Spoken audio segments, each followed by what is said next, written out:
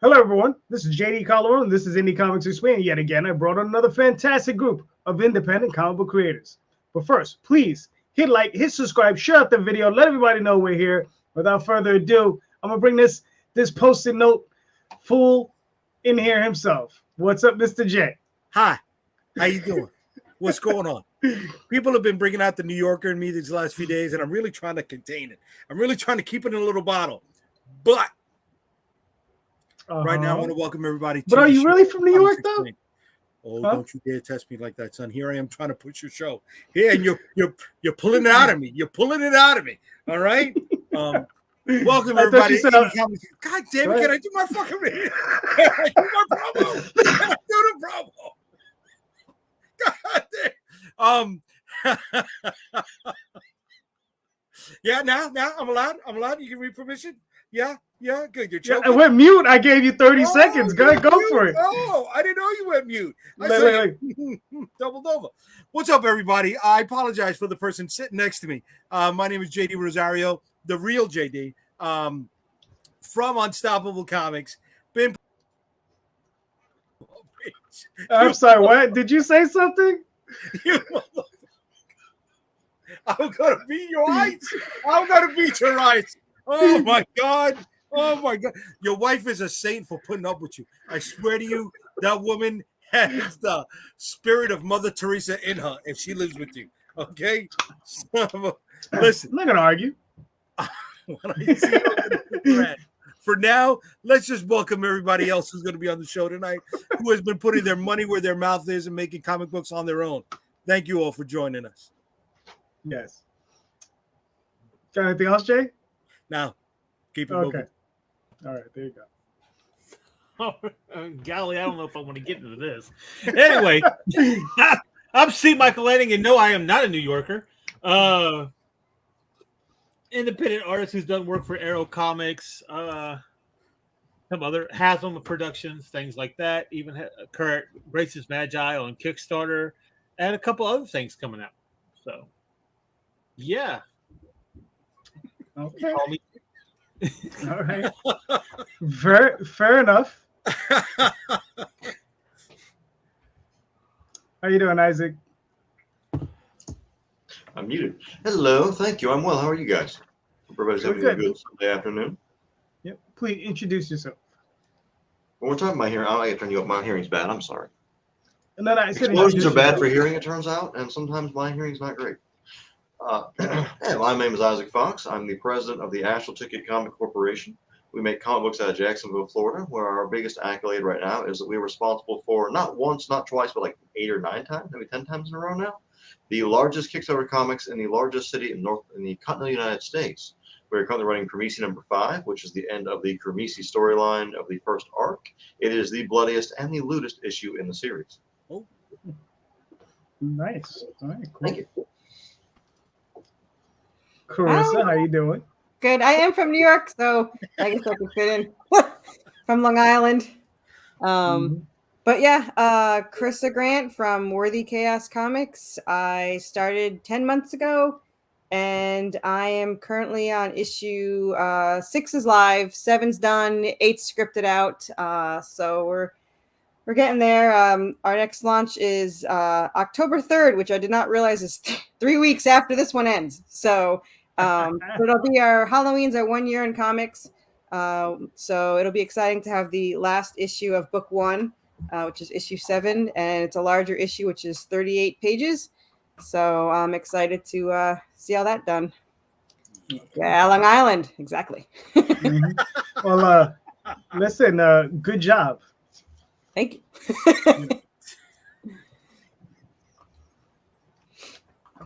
How you doing, Chris? You're muted. Now I'm unmuted. So I'm Chris Brimmage. Thanks so much for having me back. Super excited to be here as always. I'm the author of the Multiverse Askew trilogy, which is a sci-fi, which is a comedic sci-fi series, as well as Mandrill PI, which is a noir urban fantasy set in a cartoon world. And yeah, like I said, super excited to be back. So thanks for having me. Nice. So, what's up, Paige? Island. There you go. Yeah, that's where he's from. So, to go along with the show question, right? So we all know Neil Gaiman just recently did a Kickstarter with Colleen Doran and Terry Pratchett, who's no longer with us, Carissa. So raised $3 million, 36,000 backers, right? Like that's a lot of friggin' backers. You know, I'm looking to just get 1% of that, right? You know, just 360 backers. That's all I'm asking for. It's not a lot, you know. But I mean, you know, guys, the question is like, how do we tap into that? Because it's not like Keanu Reeves' Berserker, where we can say, they were there for Keanu Reeves. Neil Gaiman, we know, is a person in the community within comics. This guy is comics, right? So these are readers. These are actual diehard readers. These are not just fly-by-night people. These are people who came in and who are probably hardcore Neil Gaiman fans. You understand? But they're probably comic book fans on some level. How do we get a hold of these people? Where do we find them? Where are they? Where are they hidden? Because I mean, like, I swear to God, I mean, I don't think Neil just pulled them out of his pockets, right? So I mean, you know, how are we finding these folks? All right, let's start with Isaac. What I don't think you can. I think so. This is a mistake that I made when I first started. Is I looked at people who were really big and had long legacies and said, "Why am I not doing what they're doing?" Which was a mistake. It was a self-destructive belief. Gaiman has been around for a long time. He's written some of the, if not the most famous comics of our era. He is almost a household name, not just for his comics, but the guy's got TV shows and stuff based on his work. Trying to compare to that is impossible unless you yourself are someone who's got, you know, a Netflix special. I think the way to look at it would be, well, he's bringing a lot of new people on the platform. That's the good thing. So the question becomes, to me, again, no offense to anybody else, how do I do what Gaiman does? It's, okay, he brought new people. How do I get the attention of these new people? And that kind of comes down to what audience you yourself are trying to cultivate. I wouldn't do it as much because a lot of the work that we do is more anime inspired, which isn't exactly along the lines of what Mr. Gaiman does. That being said, he's bringing new people to the platform. What I've learned from some of my campaigns is when people who are ultra large come around the scene, around that same time, backers go up because now it's bringing more stuff to us. And while in a way, sure, maybe he's draining off some potential would-be backers the smaller ones of us might try to get, at the same time, he's bringing in more people. More people are now perusing through that Explore Comics list because he's here. So the question, I think, is how do we appeal to them within about the 1.2 seconds we get of them scrolling through that list without saying, hey, we're like him? And I can't answer that question. I don't know how to answer that. You guys have an answer. I'm all ears. Gotcha. That's what we're here for, right? We're here to discuss and mull it over. So, you know, Corissa, what does your brain tell you? If I knew, I would. I'd have more backers. You want 1%. I'll take 0.5. I'm fine with that. I'd be happy with that too. Yeah. I don't know. Like he said, I mean, he's not only got TV shows, he's got movies. I mean, and some of them are my favorite movies. So yeah, it's probably not good to compare to him. But I mean, how long has he even been writing? I don't even know. It's before, obviously before me. His first works over at DC was Arkham Asylum, right? So it was 87, 86, yeah. 87? Well, ask me again in 20 years. Yeah, but that was his mainstream work, right? Wasn't he doing independent work prior to that? It wouldn't be independent. Well, it was for 2000 AD. I wouldn't necessarily consider that independent. Nowadays, I mean, it's defunct. You know what I mean? No, it's not. They're still around. I'm sorry. I confused that with, I was going to say Metallica. Jesus Christ, with heavy metal. I apologize. Right. I apologize. No, 2000 AD is still around, yes. Yeah, it's a common mistake. Which one, the Metallica or heavy metal? Right, mistaken Metallica for heavy metal, period. So no. Ooh, ouch. Okay. Chris, what are your thoughts?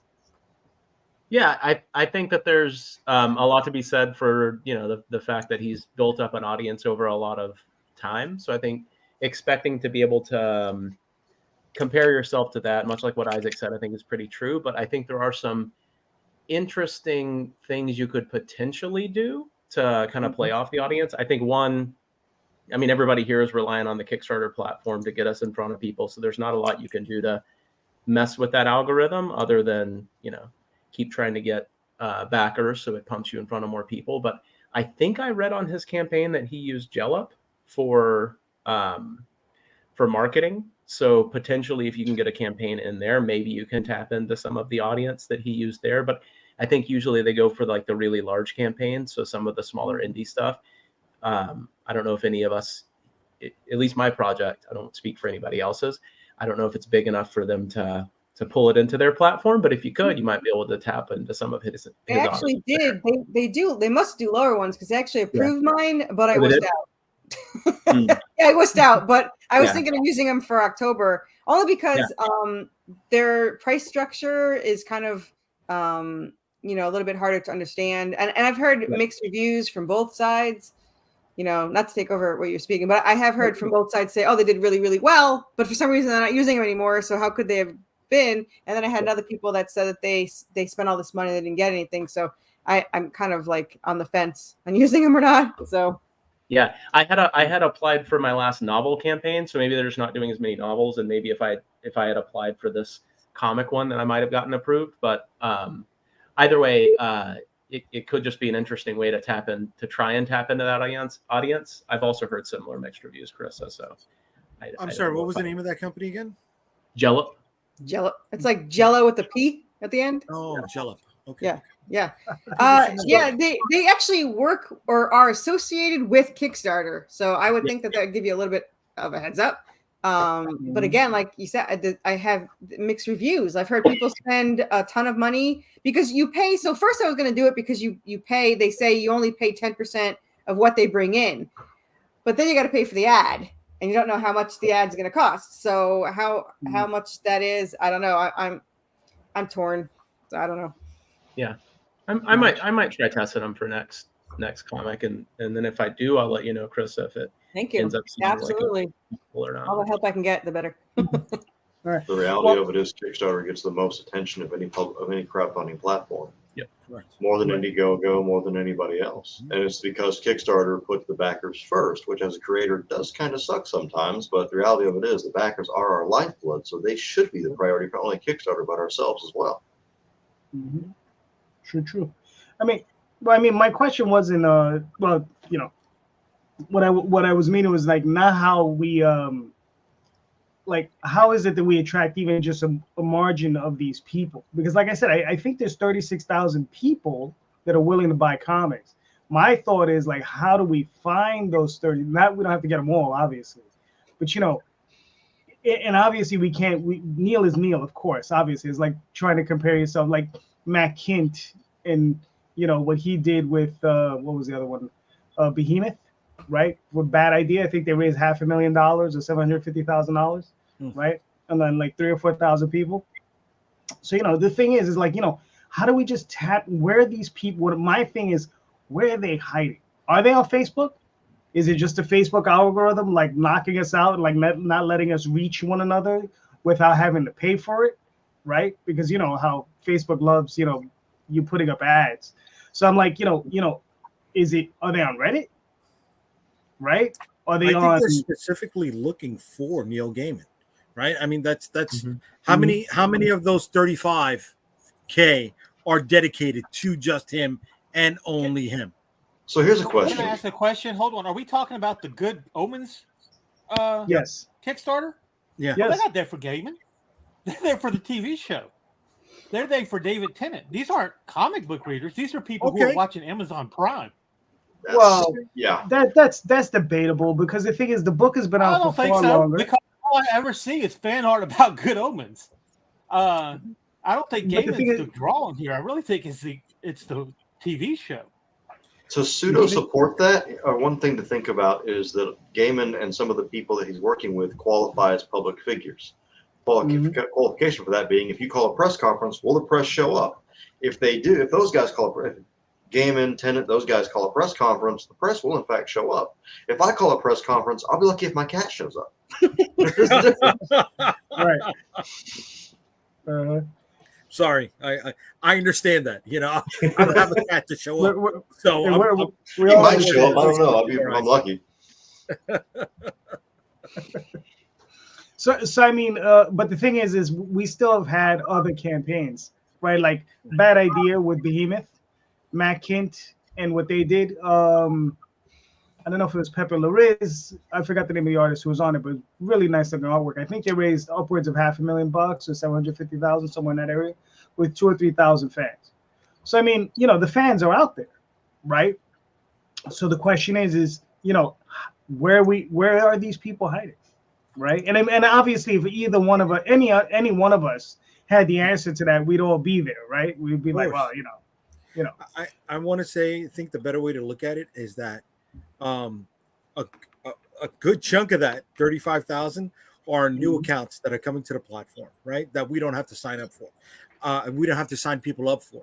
I don't know about many of you, but I know from my experience, half the time I am pitching the Kickstarter platform along with the book, right? I have to tell people how to get involved on Kickstarter, how to sign up. I've come to a point where I've just called it a pre-order so I don't lose them in the whole Kickstarter concept. So that work being already done, all right, maybe it's a rising tide scenario. All right, they're on the platform. Will we get eyes eventually? Hopefully. You know, they only do four campaigns on the bottom of everybody's promotion, right? How many people here in this room are lucky enough to be one of those four on the bottom of that promotion?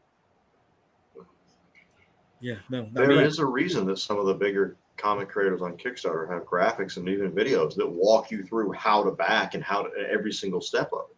Because like you just said, a lot of these guys, it's good that Gaiman and those guys show up. I'm a little conflicted in the sense of like, well, they don't really need the money to start a project, do they? But who am I to say?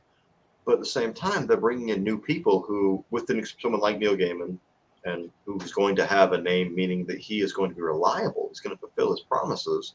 That makes all of us look good, and in theory, brings new people in. What hurts us the most is the random guy who comes on Kickstarter and goes, "Oh, I got this really cool idea. Here's the thing I can do. Yeah, I got the money, but I don't care anymore. I'm not going to do it. Right. Even the money. Right. That's what hurts us the most. Right. But I think people like Gaiman showing up, or even to a lesser extent, Keanu Reeves of Berserker, it's bringing in more people. Like, oh, this platform's kind of nice, and I get to see things that I don't get to see normally because everybody's mad at the mainstream comics right now. So this, in theory, could be great for us to push more people towards the independent market. We're more creative. We got better ideas. We aren't afraid of consequences as much. We don't have a board of investors to make happy. Right. We're more willing to experiment with new product. You know, even the tchotchke involved. Yeah, I know. We're focusing so much on Keanu Reeves' Berserker, but let's level it up and let's look at Ross Ritchie and Boom. Right, the guy has done a hell of a lot of work bringing people to the platform, not just with Keanu's book, but he's done Power Ranger stuff on there. Right, he's done. Yep. I mean, he's gotten people to the platform, so that is a huge bonus. Right, I don't want to knock Keanu as a fly-by-night guy. I mean, it wasn't just his idea. No, but having his name at the bottom of my Kickstarter would certainly spike my numbers by a significant percent. Yeah. I mean, if any of us had a connection to that, shit, we'd be, rolling in the mud, man. We're like, yeah. Well, all of us are, I think we're all of the age now. We've come to understand that everything in life isn't about what you know, it's who do you know. Oh, yeah. Who owes you a favor? Oh, yeah. There you go. Oh, yeah. Calderon owes me a few. This is true. See, this is true. You see? This is true. I owe him a few, and he owes me probably a few dozen.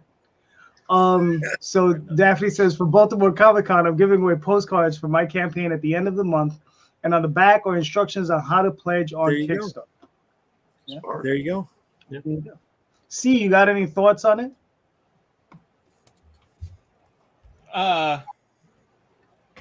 Well, I mean, like I said, I mean, as far as this, I wouldn't look at this Kickstarter as a way of bringing people in. This is the same thing as it was with Rippaverse.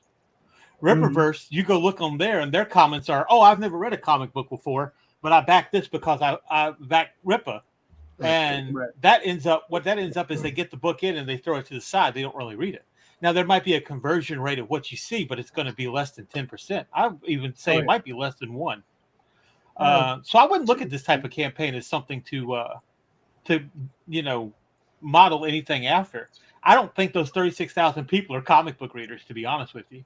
I think I think maybe you have 3,000 out of them. I think maybe 6,000 out of them are going to read that book. A lot of them, I think 30,000 of them are going to sit it on top of a bookshelf somewhere and be happy they got it with their little David Tennant bobblehead and their little Michael Sheen bobblehead and whatever the case is. Because it's not. This is a phenomenon. I've been seeing it all over the place, and I don't think it's Gaiman that's bringing it. Not that Gaiman couldn't bring a substantial amount, but even this is done by the Pritchett estate. This is not really Gaiman, right? Right. This is the Terry Pratchett estate. Yes, this is the one back. Yeah. So I mean, but if Neil Gaiman comes out with something, but here, you want to get to that point? Have about 30 years of a career with Marvel, DC, and even have a fight with Todd McFarlane in an Image, for that matter, right? And then you can. Right, but that's an old argument. The thing is, my question isn't how. But it's still an argument. I mean, right. But my question isn't about like. We all know we're not Neil Gaiman. That's not the point. The point is where are these fans? How do we locate them? Meaning, how do we find these fans? I'm not asking about how do we become Neil Gaiman. That's impossible. It's never going to happen. Neil Gaiman is Neil Gaiman. Just like Warren Ellis is Warren Ellis, Alan Moore is Alan Moore. Right? My question is, where is it that we're not looking? What rock have we not turned over, right, to discover these fans? And obviously...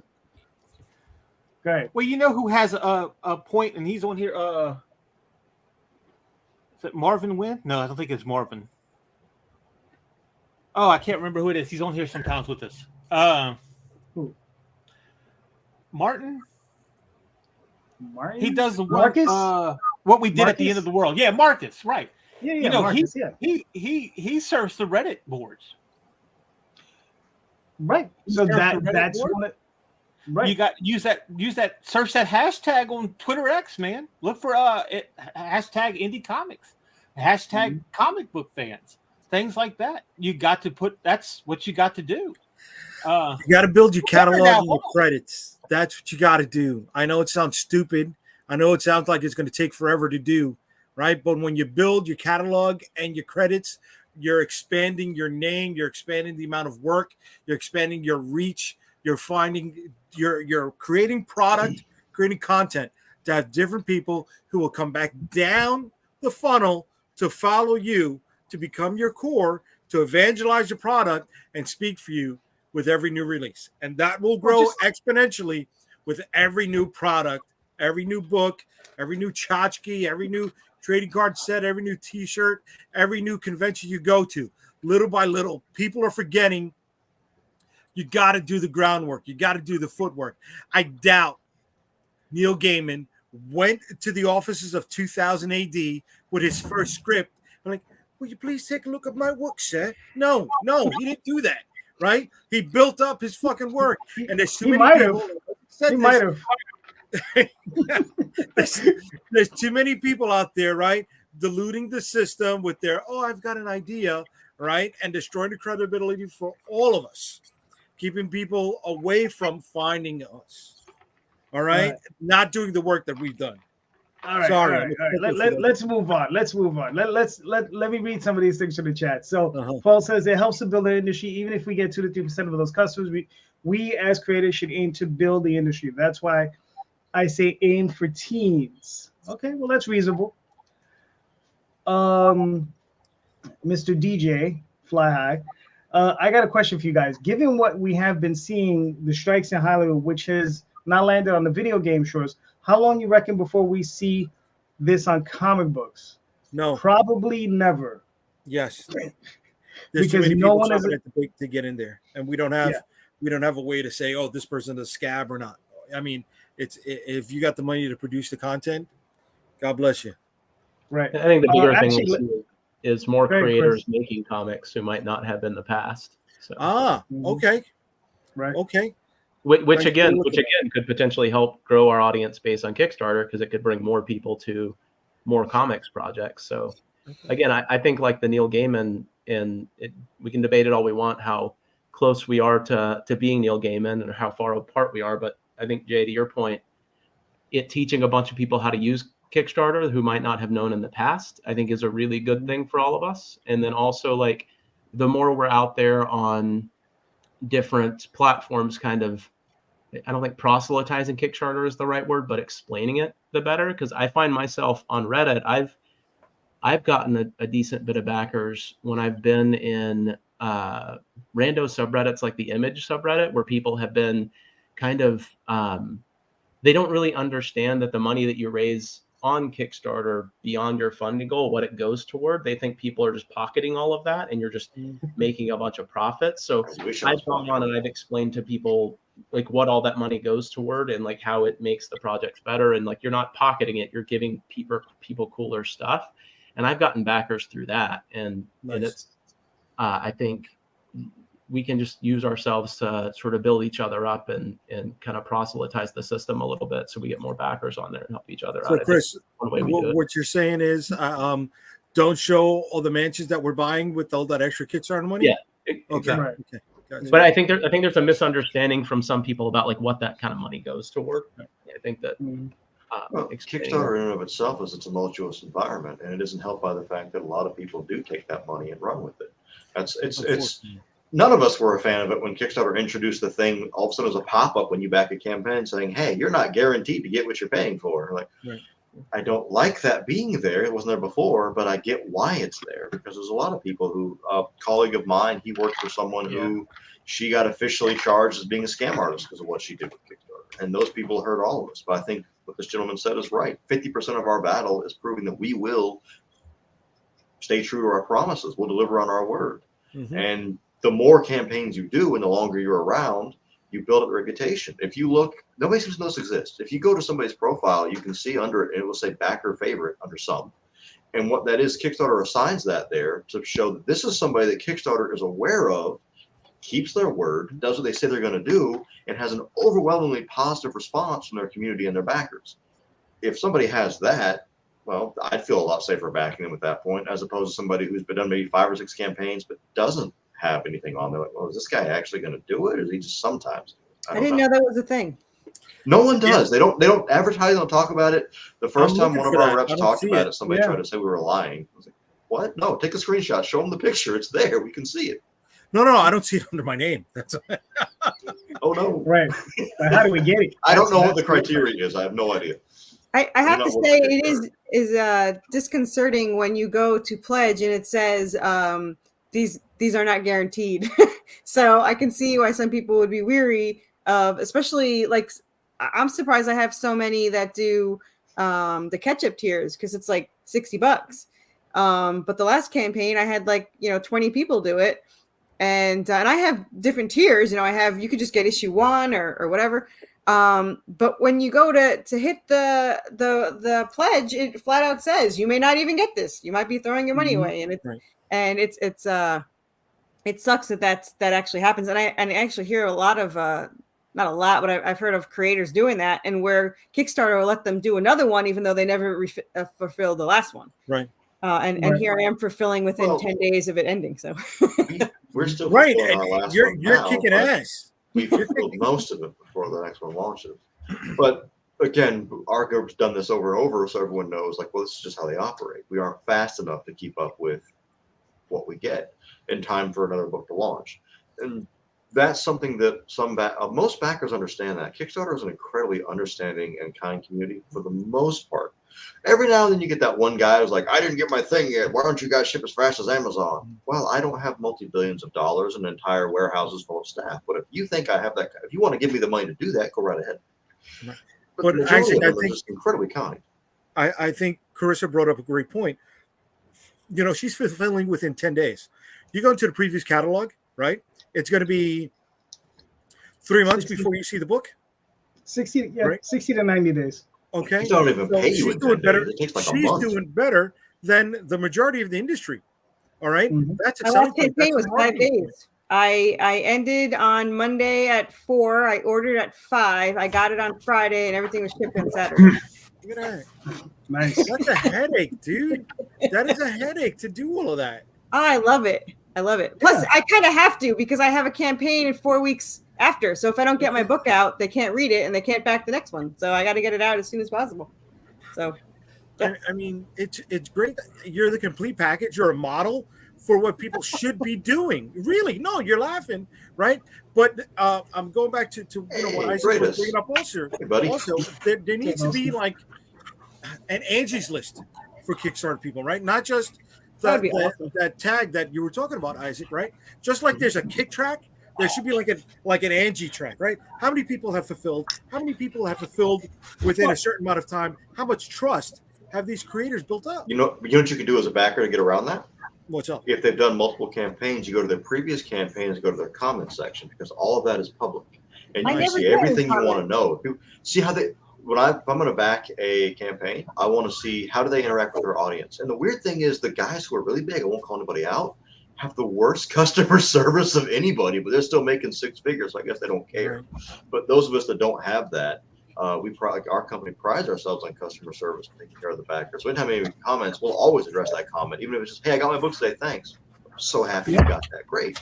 And what'll happen, at least when I go to back a campaign, if I see that in a previous campaign from somebody, I go, "Oh, this person actually cares about the people that give them money. They actually understand that I'm putting food on their table, so I want to now work with them more." Maybe I'm just. I don't get any comments. People will like things, but I don't really get a lot of comments. It's still rare. I think unless even if you look at like a big campaign that has 30,000 plus backers, it's still the percentage that comments still relatively small. I used to try to do an example. Meaning the sample size of who's actually going to comment is always going to be small. Right. I try to do. Hold on, JJ. Let's move on. You got a question? Ask it. Yeah, I got a question, and I'm going to ask it. But before I ask that question, I want to finish on a statement that I was going to make. Jesus Christ, right? Another one? You keep statement. All you do is make statements. I got a statement to make. And then you don't say anything. Say it. All right, so the statement I was going to make, I swear to God, if you back me out right now, I'm going to drive you out. I'm going to beat the shit out of you before the show's off. You know what? It might be worth it just to have you on my doorstep laughing. I would laugh my ass off to see your fat ass run up to my door. Go ahead, go. No, but listen, I used to try to do a comment goal to have, if I get a certain amount of comments, I'd add a sticker to the campaign. Yeah, it didn't fly. So, trying to get comments is like trying to pull teeth. But my question now is, okay, you ready? All right. How much time do you spend feeding the machine, which is doing all your back of the house work, right? Your logistics, your shipping logistics, your planning logistics for setting up the next Kickstarter, right? Your marketing logistics. How much time do you spend that as opposed to creating the content that you need to keep the machine going? And how do you balance that out? Mine's different. Mine's done.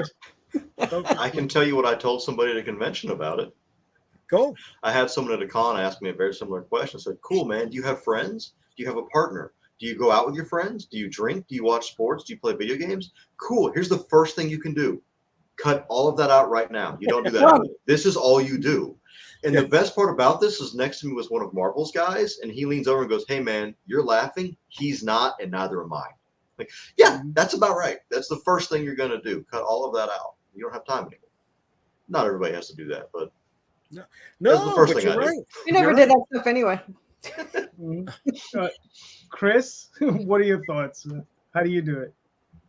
I mean, it's gotten faster each campaign. So like I'd say first campaign, it took a lot longer to do the things like setting up the campaigns and the figuring out backer kit and the logistics of,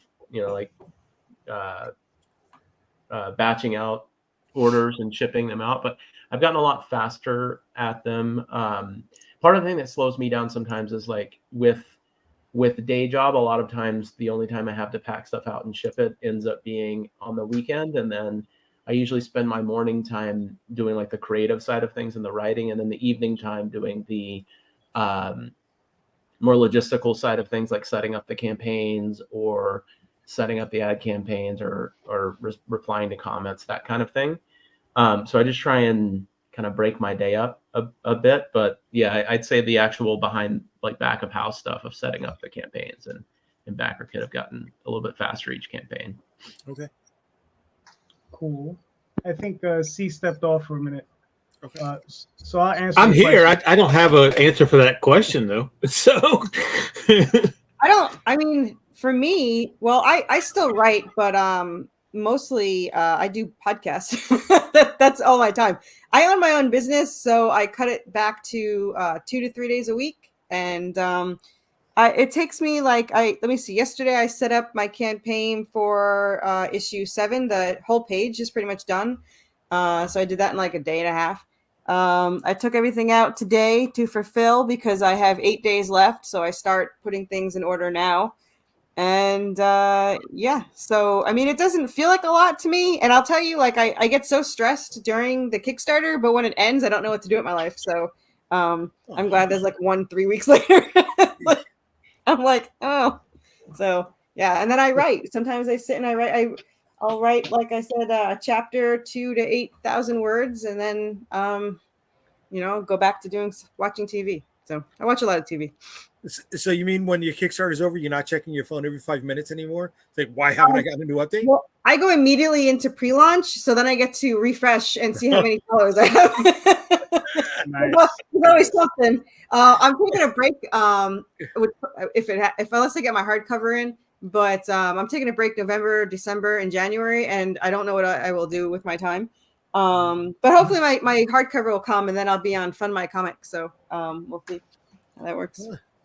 If it helps for like pre-launch stuff, I spend about 2 months doing research, then about a month actually building the page, because I set up a document that is essentially something I learned from a ex-officer in the military of how he did things.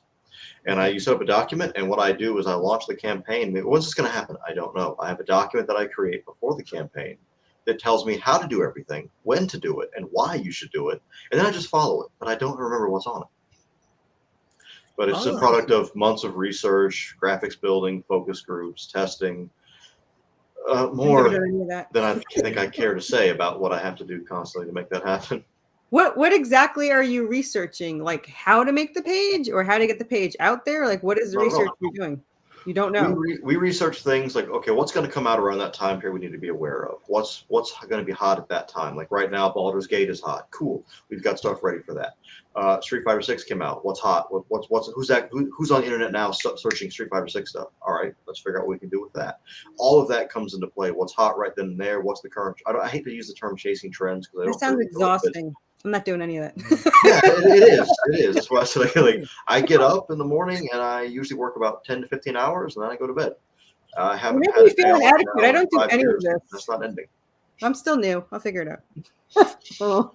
That's all right, Chris. I don't do any of that either. I mean, and I'm like, I don't, I mean, I feel like I should be doing more, but I mean, as of what's scheduled in October, which is like 15, 16 podcasts, I have done 134 podcasts in 10, 11 months. And I didn't even start till January. So technically it's less than that. That's pretty much takes up all my time. And then the rest is writing and thinking about refreshing the page. So yeah. That's it. Nice.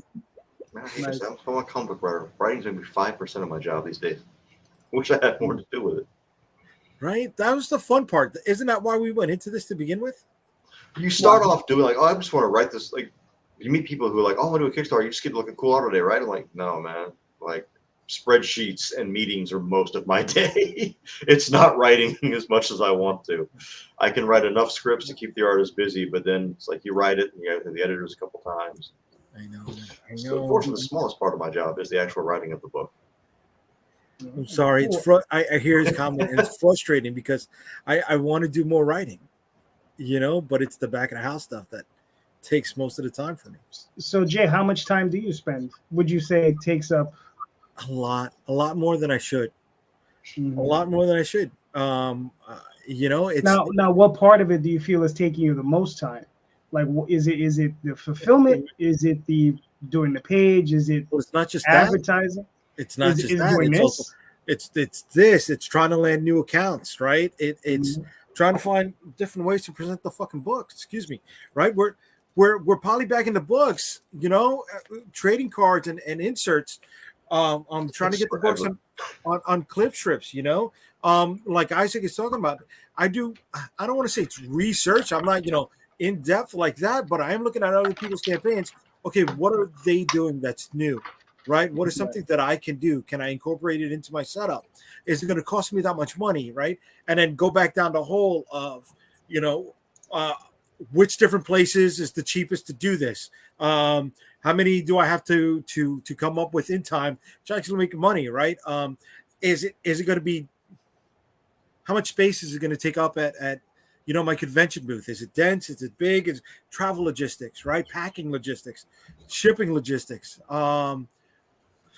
dealing with people that I'm publishing, you know, and dealing with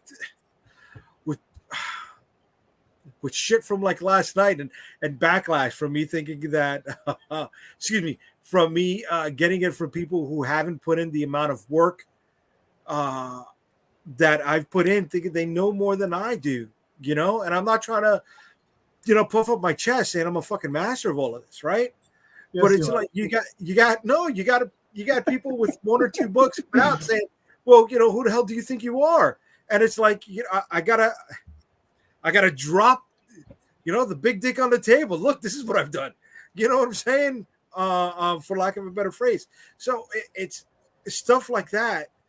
And then the only time I really got to write, and I was talking about this before we started, right? Mm-hmm. I just got a bunch of ideas on Post-it notes, right? I spent sometimes an hour and a half in traffic on the way home from work, and it's most of the time, Siri, take a note, and then try to compile that when I have free time, and, you know, build a script or an outline off of that. So I don't get as much time to do the creative as I want to. I wish I did, but I have to build the machine because I'm not part of one already. Fair enough. Look, I'm gonna hold off. Is Mrs. C. Michael's turn? I don't want to eat up. I'll answer the question. Well, I said I don't have an answer to that question. Wait, you said you don't have an answer. That's why I skipped you. But if you do have an answer, feel free. Go ahead and answer. No. If you have any thoughts. No, I don't have an answer to that. As far as I mean, I'm mostly right now. I'm mostly an artist for hire, but I have other stuff in the works. So I'll be able to answer that question at another time. Let's put it that way. All right. So, but what is your question now for the panel? My question is this: you consistently hear "do the work," but how do you know that you're doing the right work? Nice, Numbers. Chris, you're up.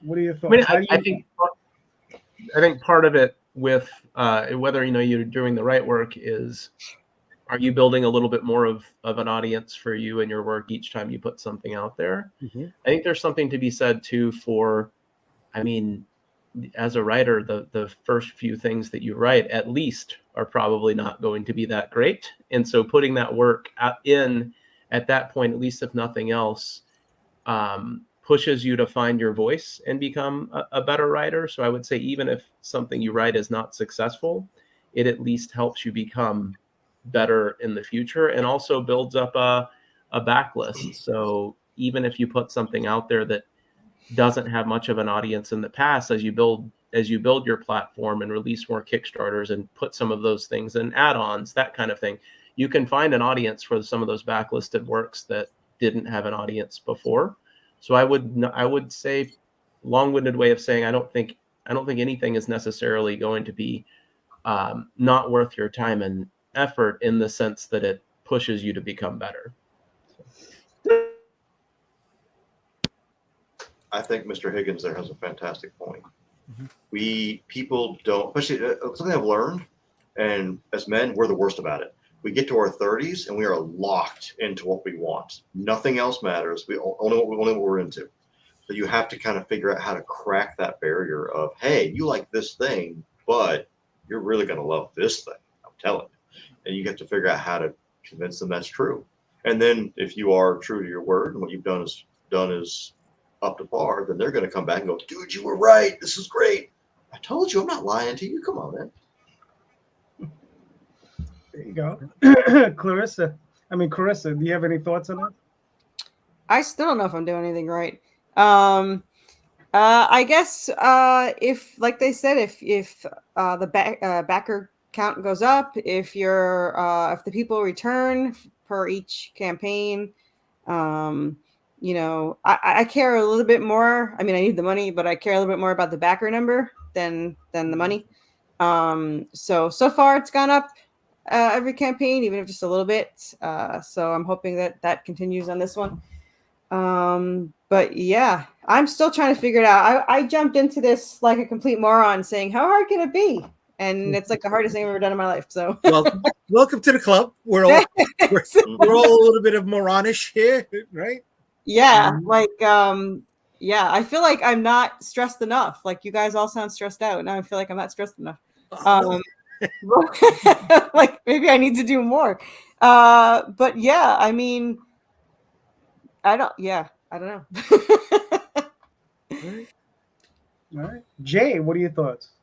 All right, before I answer, I want to give everybody here credit because they have done the work. They have believed in themselves. So a round of applause to everybody here on the panel who has put in the hours.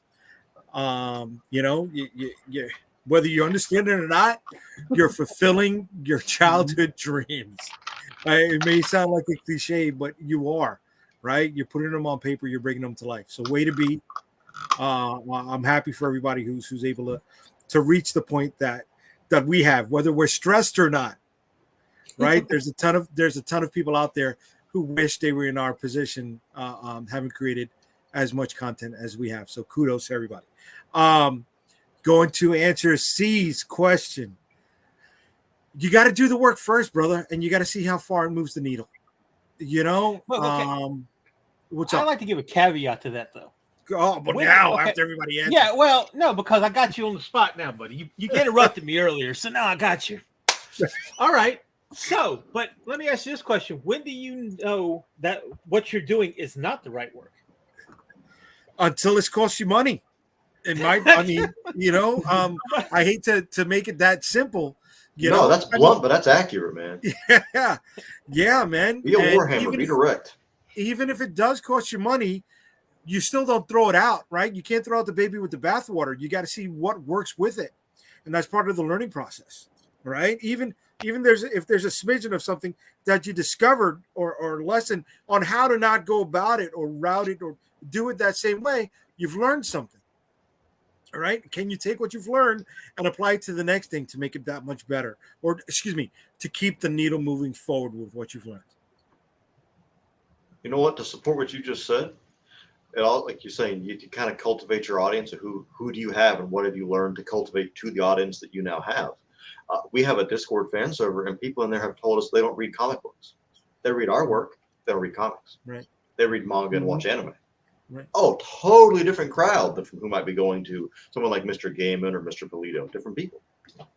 So you have to learn who's your audience, cultivate it. Bro, that's nothing new. We've always known that.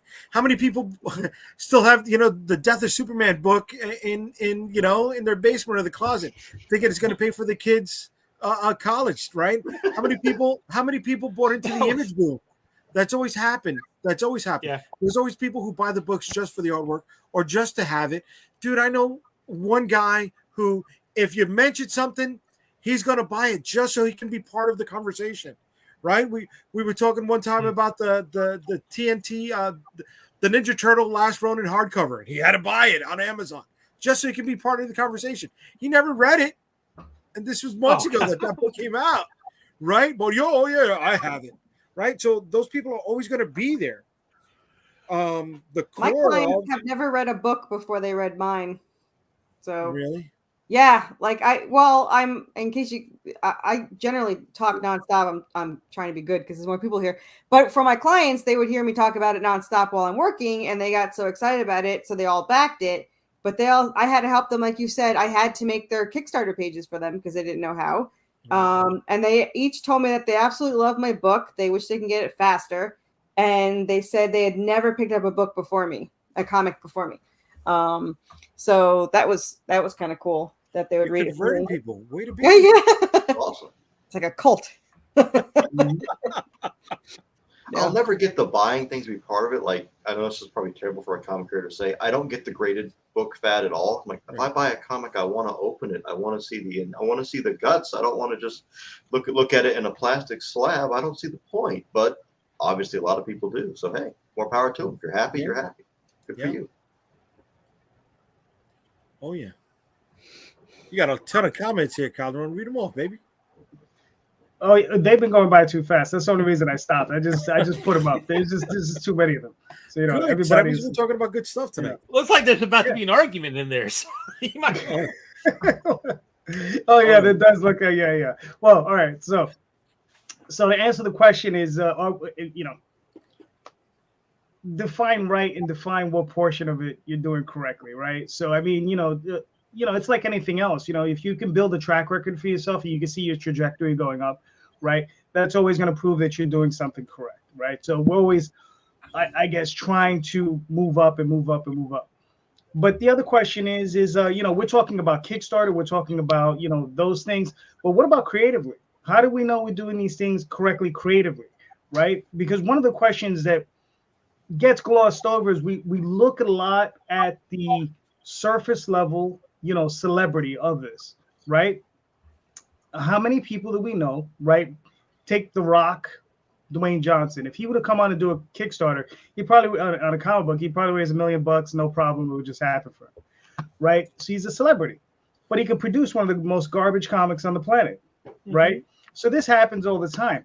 How do we not produce those types of comics, right? How do we know we're doing that correctly? Are we sitting down with a circle of friends, maybe, right, and discussing our books and our plots with them? Are we maybe showing off artwork to one another and saying, hey, what do you think? Should I maybe get a different artist? Maybe should is this panel layout? Is this artist interpreting my script correctly? So on and so forth. You understand? I mean, many of us, we live in this little vacuum, right? And we don't go beyond that, right? We live in that vacuum. So we don't really know how well we're doing. We know people are buying our books. We don't know why. We don't know if they're setting them to the side. We don't know if they're reading them, right? It's a strange thing. It's a strange thing that area that we're living in, right? So I think that's one of the things we sometimes need to look at, So yeah, as far as doing it correctly, who the hell knows, right? Are we doing it right? Who knows? All I know is that every single time I try to make a better book than the last time I made it. That's all I'm trying to do. So I'm just trying to keep trying to improve it just a little bit at a time, one day at a time. And that's all. That's the only thing I can have any real control over. Two things to go along with that. The first one is I'm disappointed in all of us for nobody coming out and quoting the Omni-Man thing. But that's the neat part. You don't. As far as how you're getting better. The second one is the only person you should ever be trying to beat is the person you were yesterday. So if you look at what you did in the last campaign and say, okay, I'm going to kick this guy's butt, and it's your own butt you need to kick. Because if you can do that every time, you'll reach that eventually, in theory. Yep. And that's true. I mean, I've said it before. I said, again, I'm trying to be a better writer today than I was yesterday. And tomorrow we'll try to be a better writer than I am today. Right. That's the best thing you can do, I think. Yeah. It's an incremental thing. The only person you can ever beat is yourself, and that's it. Today I did 19 push-ups. Tomorrow I'm going to do 20. Right. So there it is. Just if you're able to make another book, you're doing something right. Yeah, exactly. So C, answer your own damn question. Another thing you can do is get editors who aren't afraid to be mean to you. Well, what's funny is I like that statement because the thing is is anyone willing to pay you the kindness to be honest with you? Right? You have to pay them more, but yes. True honesty, man, will ream you, right? I have a friend, he's my editor, Steve, and a man who was honest with me, Jesus Christ. I wanted to he hand me back my script, there'd be so much red on it. I mean, I just want to chew on bricks and smash my face in the ground. That's all I wanted to do after I cried. Yep. But you sit back, you internalize it, and you're like, okay, now let me really think about it. And you're like, shit, he's right, right? And then you got to go back and try to figure that out, right? I mean, you know, but these are questions that I don't think enough creators, especially newer creators, don't think about. You know, and I think it's one of those things we really have to look into. I'm a little bit on the older side, so you know, I do this type of navel gazing. So. But see, you still haven't answered your own damn question. Well, no, but even on that issue, though, you say people who are going to be honest with you, but the question is, are you open enough to receive it also? Because if you're not open enough to receive it, how can we expect anybody to give it to you? I mean, at that point in time. Well, you got to understand. I mean, you have to be able to, you know, that's a question that you have to ask yourself and be comfortable enough with the person you're having the conversation with, right? So that's a two-way street. Because if you want to be honest with me, I have to be honest with you. Right. Right. So, I mean, you know, it's one of those things is building that relationship with, like I said, that's why sometimes it's good to be in a group and you guys could just listen. When I first started out, we were 18, 19 years old. There was a group of us that would get together weekly, right? It was Daphne, Matt Lunsford, Les Dennis, God rest his soul, Roberto Wong, Poyi, and there was Winston. There was a bunch of us that got together. They were all artists, and they would all bring their pages every week, and they would all show them off, and they would all pass them around. And man, these people would tear each other to shreds. Wow. And that's what they lived for. And every week they lived for to be the page that got passed around that everybody said, "Wow, that's a really good one." They live for that. They live for that moment. And every week they tore each other up. You know, every week. And that's how they got better. You know, every week. And we were doing this in our teens. So that's why it's one of these things I think is important. You know, listen, I've handed off scripts. The guy handed back to me, where the artist literally said to me, "Do you want me to tear this in half for you?" Damn. You know, do you want me to tear this in half for you? You know, and you have to sit there and be like, no, just give that back. Thank you. Right. So, you know, it's sometimes you just got to be that brutally honest with yourself. It's tough. It's tough. All right. So, see, you never answered the question. No, I mean, I think everybody did perfectly fine answering it on that grounds. As far as you also have to ask yourself when the situation is when you start seeing a decline, what are you not doing anymore? If that's the case. Correct. And I've gotten more jobs from stuff that I've done. So that's, Mm-hmm. I mean, I give you that. Absolutely. But I'll have to take in consideration if I continue to do the same thing and that's not getting me anywhere for the past 2 years, why am I still doing it? You know? So the question is, are we taking the time to sit down and study our own techniques to make sure that we are actually doing the right work? Right. Okay. I think I've depressed the place enough. I'm sorry. All right. So let's bring. What happened? I'm crying now because you're depressing Why? us. I'm sorry. You're depressing us. I didn't mean. I need another drink to pick me up. Oh no! Not another one. All right. Happy times. Happy times. Here we go. Isaac, do you want me to play this video? Sure, if you want to. Oh yeah, of course. Hold on. Easily the most expensive minute of my life. Really?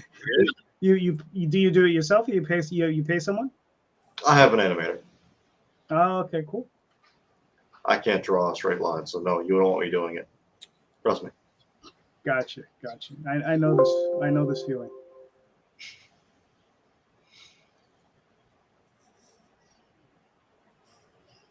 Play the video. Yeah, I know. My system is slow. I should have had Daphne do this. I can get you the YouTube link to the shorter version. This is here. Don't you break it, don't you fake it, don't you mock it. There's a treasure thing for everyone. Then let me go. Only love it, only dreams it, only you. It's just a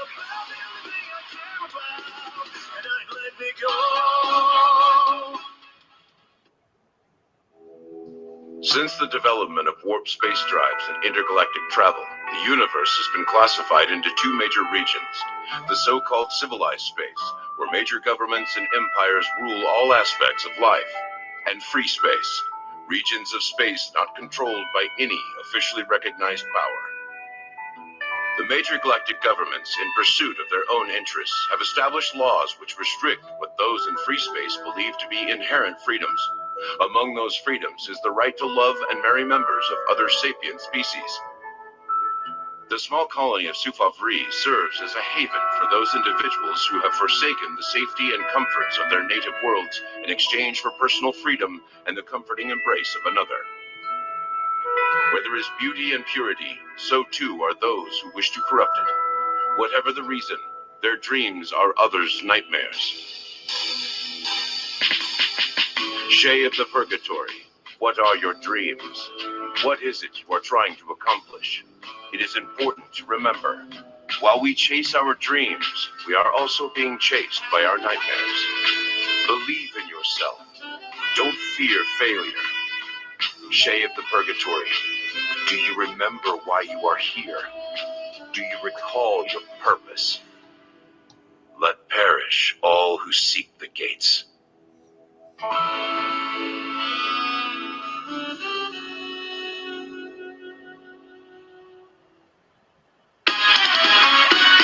you break it, don't you fake it, don't you mock it. There's a treasure thing for everyone.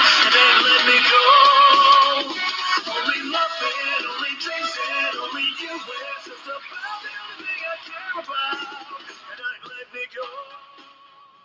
The credits for that entire thing, I just realized, are actually super long because there's a lot of people who worked on that. Nice. Animated, the voiceover for that was provided by Eric Bra, who is the voice of several characters in League of Legends, World of Warcraft, along with other more titles than I can count. The music was done by one of our musicians. Well, some of it. The song was done by Trey Watson off of YouTube. He is a genius, and he's a fantastic singer and player. Please check him out. Very nice. We start off with whatever it is the current new item is. We add a couple things as the campaign goes forward, as more things get unlocked, completed, or ready to finally unveil. The first one is, because this is Corissa number 5, when we first started this, I didn't know what I was doing, and I was a complete moron. So we started off not doing anything beside 1 or 2 covers. Corissa number 3 got that new one with that Dead Space cosplay featuring our company mascot, Brooke, who normally sets up my interviews, but this time Izumi set this one up. We give some samples, some things if you like, then you still be around the same vein. My goal for Anti-My-Credit Kickstarter page is that anyone, my cat, could look at this page and within 2 to 5 minutes know what they want, how to get it, and be checked out and along their way. I'm not here to take up everybody's day, but I want to show you cool things. I want to give them in your hands. I want you to go get about your day. We offer a couple of covers on this one. There's also some other books available on it. Some new stuff is coming. Monday, we have a big announcement, something new coming out. That's part of this campaign. We have a plethora of artists we work with, ranging from people who work with Marvel and DC to independent artists. And some of the artists we work with are full-blown hentai artists. We don't do hentai here, but I work with a couple artists who do that stuff outside of what they would work for our company. And like I said, the Street Fighter thing, well, there you go. We have a whole series of Street Fighter cosplays for this one. Nice. We do have a free sampler pack. Clicking that will take you to it, where you can take a free sample of any of our previous comics. About 4 or 5 different series, I think, are in that pack. We show up a couple of the preview pages here. This is the first time Corissa has been fully colored. Previously, Corissa was a black, white, and crimson coloring style, using the red to kind of pop out and push certain imagery we wanted to really stick in the reader's mind. We did a poll after the campaign of a rebirth for Corissa number 2, where it had its own solo release. Asked people if they wanted fully color, and the overwhelming response was yes, they did in fact want a fully colored issue of Corissa. So we are ending the arc on a fully colored issue, and if people enjoy it, then we will continue doing fully colored issues of the series. Nice. Every campaign this year is dedicated to Kitsune Winsor. She was a dear friend of mine who helped me a lot. She was the author of the Foxy and Wolfie series, who, as of late last year, lost her lifelong battle with muscular dystrophy. I'm amazed I can say it with a straight face. So every campaign this year is dedicated to Kitsune's memory. I deeply miss her being around. That's the same thing. You get the same graphic that's behind me right here. We use this for conventions. It's for mostly push our website. We have a couple things on there, all the books we offer, things we do. We explain our terminology because I've had people who come in and what does a virgin cover mean? Okay, you know what? That's a fair question. Maybe you're not new to maybe you are kind of new to comics. Let's explain that for you and help you get that understood so it kind of pops out and it's easier to understand. We aren't here to confuse anybody with technical jargon. We want it to be accessible to anybody. I like the that. book is. Go ahead. I'm sorry. No, I like that. I think I other didn't know people that. should know that. Yeah, I think I didn't know it was I don't called have that. That's good shit, bro. Thank you. People need to have that in their campaigns. Just trying to help people out. I know some creators, they have a long-standing history of people who do comics. Our target audience, the people we work with, tend to be more the anime and the manga crowd. Our work is kind of a fusion of anime, manga, and American. So that being said, to my knowledge, you don't really do virgin covers in the manga industry. It's almost just a little book you pick up for a couple of bucks and you move on.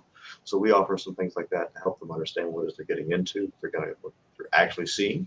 I will point out that if Astral Ticket ever goes to Kickstarter, everything is done. The comic is made. It is drawn. The covers are ready. All I have to do is send it to the print shop. I can't send it to the printer until Kickstarter is over and their check clears, but it's all ready to go, from the add-ons to the book itself. Some of the artists we work with are in-house, like Neela Nandita, Mitsu Blinger. They're all part of Astral Ticket. They're contracted through us. Chris, who's the colorist on this book, is our chief colorist. He's contracted through us. Zong Brothers are not one of our people, but they are a guest. They do some fantastic, amazing work. I said, here's the character. What do you want to give me? He gave me the classic anime question of dinner, dessert, or me. So it turned out really nicely. No complaints on anybody on this campaign. We did a book recently that was combined with another book called Mistress Azumi's Adult Lessons. That book is, of course, 18 plus. So you can get that on this campaign, but we also have the cover you saw there of Renee, one of our Darker Fox girls. She is in the outfit she wears in that book, so we brought that back. In case it isn't blatantly obvious yet by the music used and everything else, that I am a massive fan of the Outlaw Star series, the anime back from the 90s. So we have a couple of cosplays from that. That one is a crossover with some ladies from Danger Zone 1 from Midnight Productions and Rosa from Foxy and Wolfie. Their permission to put I found that we all had characters that were busty, blue-eyed blondes with glasses. Let's put them together. That sounds like a fun idea. In space, you don't need pants. According to George Lucas, you don't need underwear in space. So we kept the underwear though, but we took over the pants. Nice. We've been doing a series of covers called the Tactical Covers, feature our mascots in some more tactical gear. In this case, Azumi Fox, the lady behind me over here, other side over here. She's my mascot and the one who set this interview up. So we have her cover for that. That one is a part of a series from Pure Intent number 2, our last campaign we did, where it's two characters harassing one another. Ike Art is new to us. He's fantastic. We'll be seeing him again for sure. His work is lovely. Art Toru, again, we'll be seeing him again. He does some amazing work. Or she, I have no idea what the gender of the artists are beyond the screen names. We don't really care. We just say, oh, you're good? Cool, we can work with you. Yeah, it is a little weird meeting The people internet like that. adds a lot of anonymity to Yes. it. There are some artists that I work with who don't want anyone knowing what nation they're in or what their gender is, which is totally fine. We respect their privacy. We give artists whatever they ask for the most part. It's been one of the most popular covers so far, the ultra naughty of all the girls combined in the Street Fighter cosplays. Probably the most popular single cover that I have right now. We do, and you get into a couple of the combo tiers that we do. We kind of mix things up. The combos are cheaper than if you were to buy the books individually, trying to save people some money. Our mentality is we are not trying to nickel and dime anybody. I'm not here to do that. I want to save you some money if I can. Obviously, we have to make money to be able to pay the artists to put food on their tables, but we don't want to rip you off in the process, and we're very upfront about that. That is important. We used to do a tier for every nice cover together, but after about 3 campaigns in a row of it not selling a single one, we said, okay, we're going to go ahead and just not waste the time making the graphics anymore. Just cut it. We'll just do this one. And if they want just a nice one, somebody can message us and request it. We do take back a request. So if there are requests for certain items from older campaigns or certain combinations they're looking for, we will always happily do that for them. I will stay up late and create new graphics for that. I don't care. My job is to make backers happy, and we take that job very seriously. Again, we have graphics explaining how everything we do works, how you can grab whatever you want. It'll walk you through how to back it, how to get add-ons, everything you want to know. We'll gladly explain that to you and help you along the way. I should charge more for that, but that was the original price tag, and I'm staying true to that. It's the companion book, kind of when we first started all the concept art and stuff.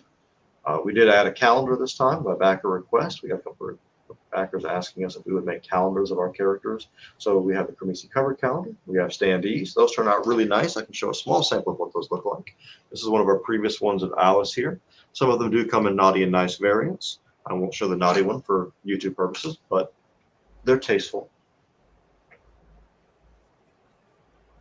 That one's going to be the biggest one we've ever done, since it's got everybody on it and the starship. We're doing it out of wood this time, a little more environmentally friendly than the acrylic. We're trying to do things a little greener as we're moving forward, and our production numbers are getting larger than I ever imagined. And we have nice. Show this guy as well. We believe in equal opportunity fan service, so whatever you're into, we're happy to cater to that as long as it's legal.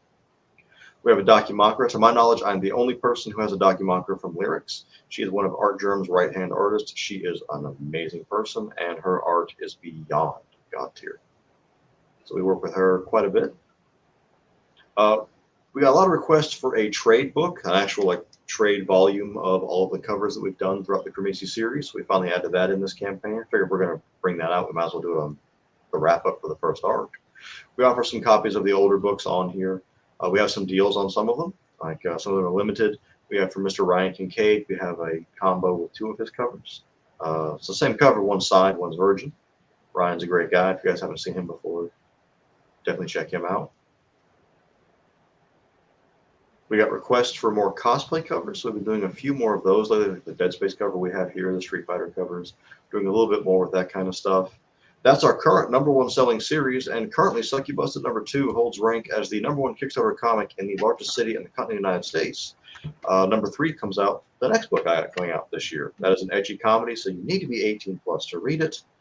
It is not a hentai, but it does use a lot of nude and lewd succubi and demons for the sake of comedy, and maybe a little bit of fan service. Just a little. Okay. Foxy Vacations, we hope to get in the near future. That's basically just a pinup book of characters from across our universes. We have about 7 projects in active production at some stage of it. So we use a book that's got all of our characters combined. As we are anime inspired, we have to have a Hot Springs episode because every anime has a Hot Springs episode. So there's our Hot Springs episode. New series we have coming out called episode? New what? You said a hospital episode? Hot Springs. Oh, every anime has, for whatever reason, there'll be a scene where all the characters go to a hot spring and it's full of fan service. I don't know why they all do it, but they do. So, we're anime inspired. We need to have our hot spring episode. So we created Fox Vacations. That's most of our team, not quite everybody. 2 stretch goals have been unlocked. The 3rd one is not too far off. We hope to have that knocked out in a couple of days and continue moving forward.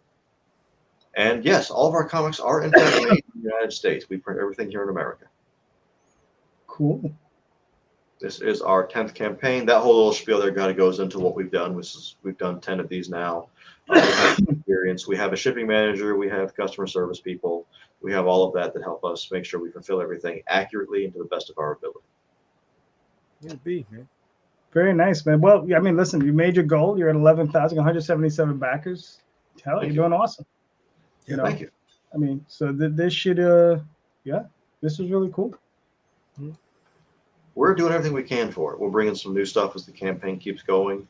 We have a new thing we're trying to get ready to have for it. It should have been ready, but one of the lead artists had a fatality in his family, and our company believes very much in taking care of the artist and the backers before anything else. So we're not going to pressure him to finish that. If it takes a little while, that's okay.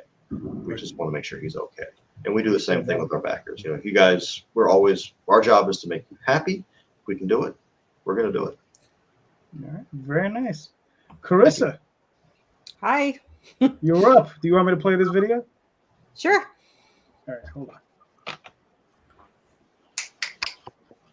And this song is our song that we had performed and made for our comic book.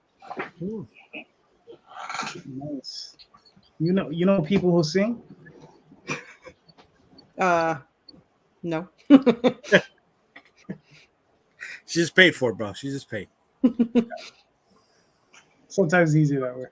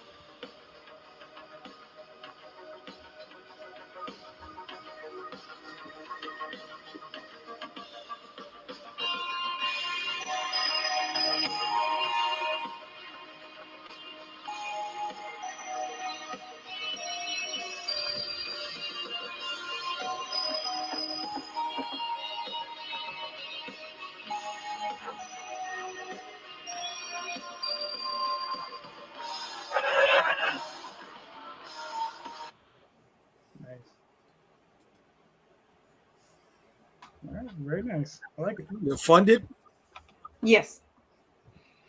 Now, I'm sorry. Can I ask this question? Is the character's name Sarah A or Sarah? It's Serafina and Sarah for short. Okay. All right, because the font spacing made it seem like is it is it Sarah? Yeah. So when's the Netflix special coming out? Yeah, no time soon. I don't know. I'm a little weary of ever licensing this out. Someone will screw it up.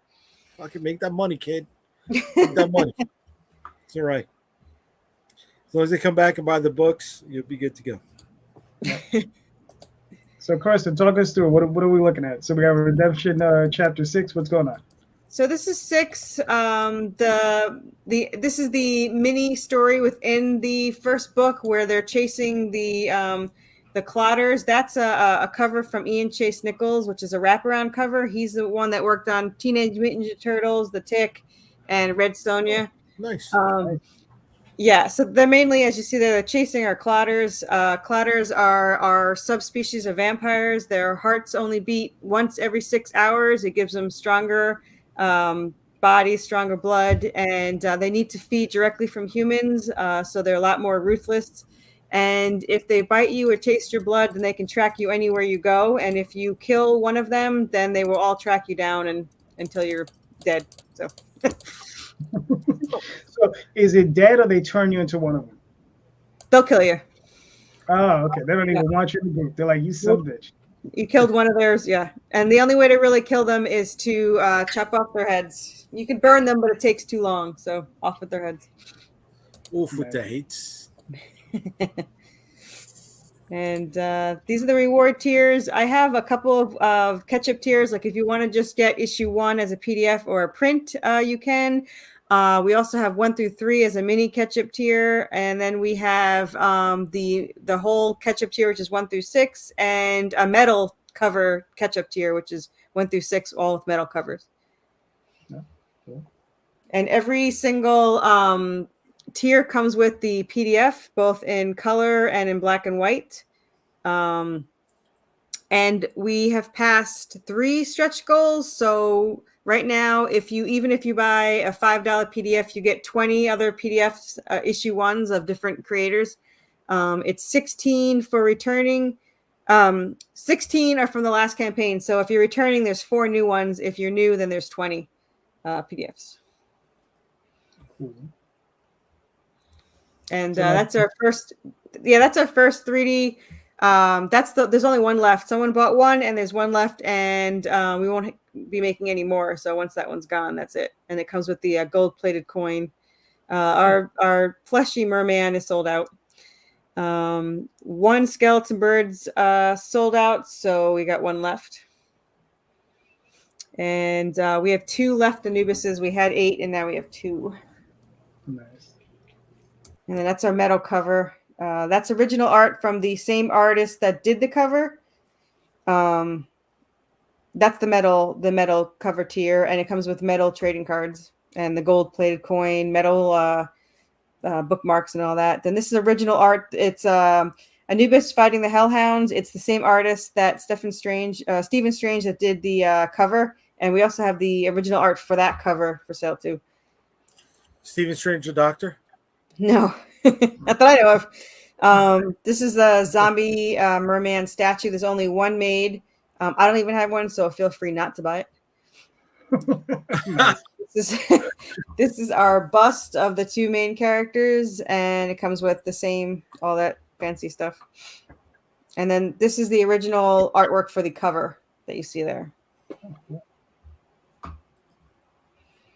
And then this is our last tall Anubis handmade statue, and that's the last one. All the plushies are handmade too. So, and then that's our heavy metal lovers tier. And then this is a close up of the tiers of the stuff you can get, coins and stuff. Yeah, I'm a big coin head. So. And these are those are our metal covers. This is the statue. One of them. We also have other 3D statues. He sold out. My lovely hand modeling job there.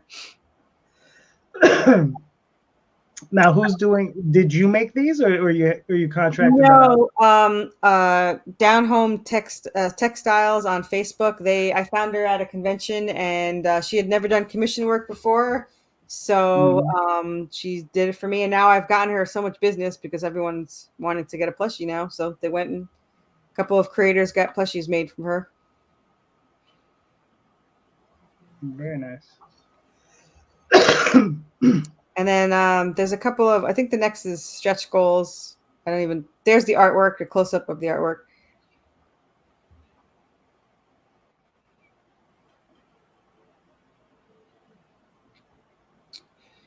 And then, so these are stretch goals. So we already passed these PDFs everyone gets those. And there's 20 total, 4 new, and some of them are live now. And then with this, everyone gets this print, 8.5 by 11. It's the Supernatural homage cover for anyone that doesn't know Supernatural. And everyone gets the button. It's from Ian Chase Nichols, who also did the wraparound cover. Nice. And this is where 285 away from this stretch goal. So what is that? Is that a coin or is that? That's a large mirrored sticker. Cool. It's very hard to take a picture of a mirror. Yeah. And if it gets to $4,000, that's the foil cover, foil trading card. Nice. And for the add-ons, we have a coloring book, both digital and print. And there's keychains, stickers, buttons, stickers. This is the 3D statue print resin. They're very solid, like surprisingly solid. Like I have some like that resin's like a little bit more softer, way more detailed. But yeah, and then there's Lego Anubis, of course. Are you That's printing fun. them out yourself, or somebody's printing them out for you? Someone's printing them for me.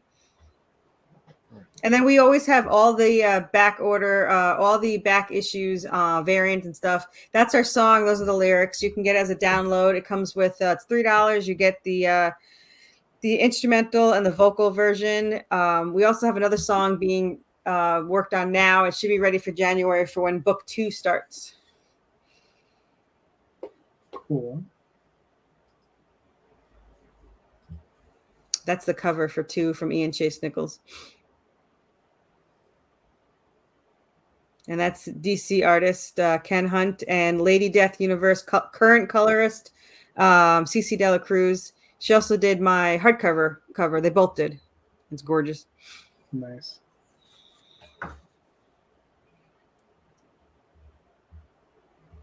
And then the shipping. It's usually out. I say 10 days, but it's usually out in 5. Really depends on the printer. I pay for 2 to 6 day shipping, so it's faster. Oh my God. Dude, it's crazy. I'm very impatient. So I also recommended, some of them ended. I got to update that.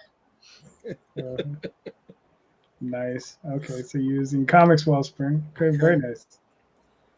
All right, cool. I mean, listen. I mean, you're on the right track. How many more days? You got 8 days left. Okay. Yeah. So you're almost there. I mean, yeah, you're doing all right. Well, she's there already. She's, it's all the extras. Oh Yeah. Very nice. Thank you. Yeah. All right. Hold on. Let me pull up.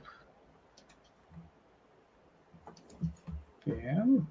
There we go. Very nice. Mr. Chris, do you want me to play this video? Yeah, let's do it. All right. Hold on. Just give me a sec.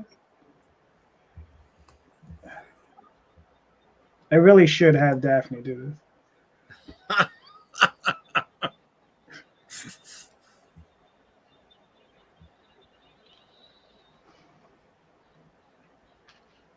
Their volume?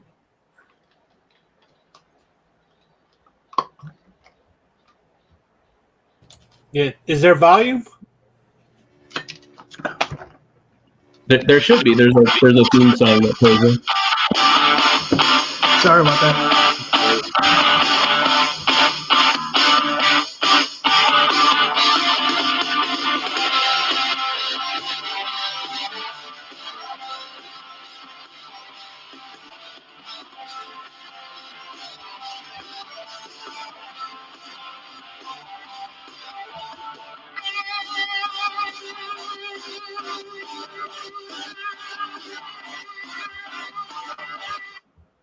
Hi, I'm Christopher Brimmage, author of the Multiverse Askew trilogy, a humorous series of sci-fi adventure novels. And I'm here to discuss my latest project, Mandrill P.I. It's ultimately a love letter to 2 of my favorite things, hard-boiled detective fiction and 80s and 90s cartoons. But there's more to it than that. It's also a way in which I explored my own grief over the deaths of my parents through the character development of my protagonist, Manny Mandrill. He is a cartoon mandrill who has lost the love of his life to the chaotic world in which he lives. Mandrill P.I. Issue 5 is a 24-page, full-color comic. It's the 5th in a planned arc of 6, and the intensity ratchets up to an 11 this issue as Manny Mandrill and Ernie Elephant descend into the depths of the mad scientist's lair, encountering hordes of supernatural foes along the way. Will they put an end to the villain, or will they fall prey to his wily schemes? If you like Hellboy or Who Framed Roger Rabbit, then this is the comic for you. There's plenty of action, comedy, noir, and horror. Issue 5 is completely done, fully illustrated, fully colored, fully lettered. It's ready to go to print. I personally paid the art team out of my own pocket to bring the issue to life, and like I said, it's complete and ready to go to press. I'm seeking about $2,000 to print and ship the issue, as well as to pay down some of the debt I incurred bringing the issue to life. I chose Kickstarter because it allows me to bring some really cool rewards to backers while also getting this project in front of a wider audience. Highlights of rewards include not only the issue, but a fully packed deluxe digital PDF that includes behind-the-scenes peeks into how the issue was made, as well as the script for the issue. Further, there are variant covers by some amazing artists. Corlo is back, and he's accompanied by all-star ninja funk artist Alex Riegel and 25-plus year animation industry veteran David Hartman. There is also the opportunity for a custom canon Mandrill PI short story. This is about 10,000 words, and I get it professionally edited and a professional cover made. Awesome stuff. Want a crossover where Mandrill PI teams up with this universe's equivalent of Bandit from Bluey, and they take down a Cthulhu-worshipping Winnie the Pooh? Let's do it. Want Mandrill PI to take down this universe's equivalent of the Paw Patrol? Let's make it happen. We're also offering Alex Riegel's original art for the variant cover he created for this issue. Nice. This is a one-of-a-kind piece that would look amazing hanging on your wall. Yeah. And then there's the big one. It's pretty bad. Eh? The chance to insert the comic and cartoon and noir urban fantasy history. You can have the upcoming final Mandrill PI prose novel, They Live Among Us, dedicated to you. That's right. Instead of saying thank you to my wife and kid on the first page of that novel, it's your name right up front, living there for all eternity. Amazing. I would love to send you this comic. My ask at this time is that you back it and help spread the word to other people who might be interested so we can increase the audience for this thing. Thank you so much for your time. Nice. Wait a minute. I got 3 comments. Sorry. I'm an opinionated bastard. One, who the hell is that buff guy, Chris, cutting the video? Because that's not a comic book creator body. I'm just letting you know right now. That's one. 2, when you're doing the finger waves, get some motion in there, baby. Okay? Yeah. Get some Good motion call. when you're doing the evil finger waves. And 3, bro, don't sell your original art. Yeah. I learned the hard way. Yes, you're trying to recoup expenses, but you're gonna miss it, dude. Okay. I got so much original art that we put up on earlier campaigns that I really wish I would have had back. That is a beautiful piece. You're gonna want to show it off in the future. Yes, to get rid of it, to help you recoup. But dude, that's a beautiful piece. You're gonna regret getting rid of it, dude. Okay, I'll think about that because it's kind of a really cool piece. And yeah, I mean, how much? I don't know about anybody else here, but how many times have you gotten fully colored original art from any of the collaborators you've worked with, folks? Yeah, right. And what was that? That was watercolored. Yeah, it's it's supposed to be watercolored. Yeah, bro, so. that's a prize. That's a crown jewel of a piece, man. Don't get rid of it, dude. Okay. Thanks for the advice. I'll it might be coming down as a tier then. if I do some thinking about it. I just don't want you to regret it. That's all, man. Because it's amazing. I mean, don't suffer from pack ratitis either. Because in the end, well, listen, hold on. I got plenty of original artwork as well, and a lot of it sits in a bunker somewhere right in my house, and I barely ever look at it. So, would I be willing to get rid of it? Yeah, probably not. But if you feel it's going to help you get your goals, I would do it. What I would do, though, is obviously you got a nice high-res scan of it. You can always print it out 24 by 36 and slap that up on your wall. Okay. I think that would be even nicer. Okay. I mean, I'm looking at this piece and I see, it's beautiful, man. I see, old school Fleischer Superman subbing in for Manny. It's just it's on the money, man. It's on the money. Yeah. Alex Riegel, he's amazing. He does work on Ninja Funk. If you haven't paid any attention to some of the other work that he's done, he's just got that cool like watercolor style, and he does such cool stuff. And then that second one was David Hartman, and then this third one is Corlo. I tend to bring Corlo back for every issue. That's David Hartman. He's been in the animation industry for about 25 years. He's just got a really cool eye for both horror and comedy. And so if you're not following him on Instagram and such, he's always got really cool stuff at his feed that he creates. And apologies, my voice is cracking a bit. I've got COVID, so it's I'm sorry. A little difficult to keep talking. So And then this is Corlo. He does some really cool stuff. This like almost photorealistic style, and this is an homage to some of those 60s like some of those Silver Age like marionette style covers where the like big bad evil guy is using his goons as marionettes. So pretty fun. I'm sorry. So there's only 25 of that variant covers you're going to be printed up. Which one? Sorry. There's only going to be 25 of those Mad Science variant covers. Scroll back up. This one? Let's see. Or this one? Yeah, that one. Yeah. So apologies for my brain fog a little bit. I wasn't quite catching what you were asking. Yeah, I am definitely limiting the number of those that are going to be printed to a very short run. So. Cool. Hopefully almost done. Yep, and then if we keep scrolling down past those covers, that just goes into why I created it and funding. We can keep scrolling, but then the rewards here, I separated them into the digitals. So we've got the deluxes and the digital catch-up where you get 5 for the price of basically 4 of the deluxe ones. And then the physical rewards, $15 for the base physical tier. It includes shipping. And then if we keep scrolling down, we'll get to some of the other sort of zoomed in tiers. Got the catch-up tier and then the variant cover tiers down here.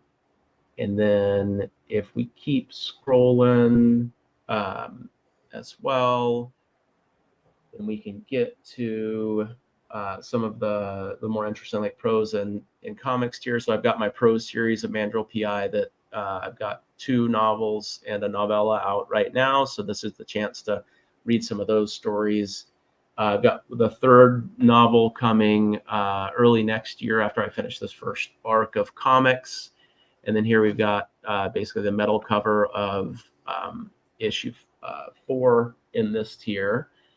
Each campaign, I tend to try and do a metal cover on there. And then here for this next tier, you can name a prose character in the upcoming novel. And it's just kind of a fun tier so that you can name a character that shows up. 2 out of 3 of those have already been snagged. So there's only 1 left. And then this is the original art tier with the you can get a better look there of the Alex Regal art. So you can kind of see it on a more straight up rather than render view. And then next up is the tier with the custom Mandrill PI short story where I will get it professionally edited, a professional cover done for it. So that one's pretty fun. And then the last one is the dedication of the final book in the series to you. And I mean, this is your chance to get a free sneak peek of the cover of the final novel right there. Haven't really kind of subtly character or cover revealed here in this campaign, but I haven't really revealed the cover elsewhere. And then here in the add-ons, I'm just showing you some of the like previous metal covers that are available. So got Alex Cormack and Ryan Dunleavy did variants for me for issue 2, and I got those metallized and offer those as add-ons. And then issue 3, Marco Fontanelli does some amazing artwork, particularly that's focused on horror, and he's one I a variant cover in that Santiago Latour. And this is a guy named Tinbot who does some really cool cartoony stuff. He's got such a distinct style. I love his stuff. And then finally Corlo, who has done variant covers for most of the issues. And that should, I think, take us to the end, except for kind of the plan here and then like the risks and challenges section. Listen, I mean, like every time you come on here, I mean, I'm always impressed. I love your stuff. Thanks.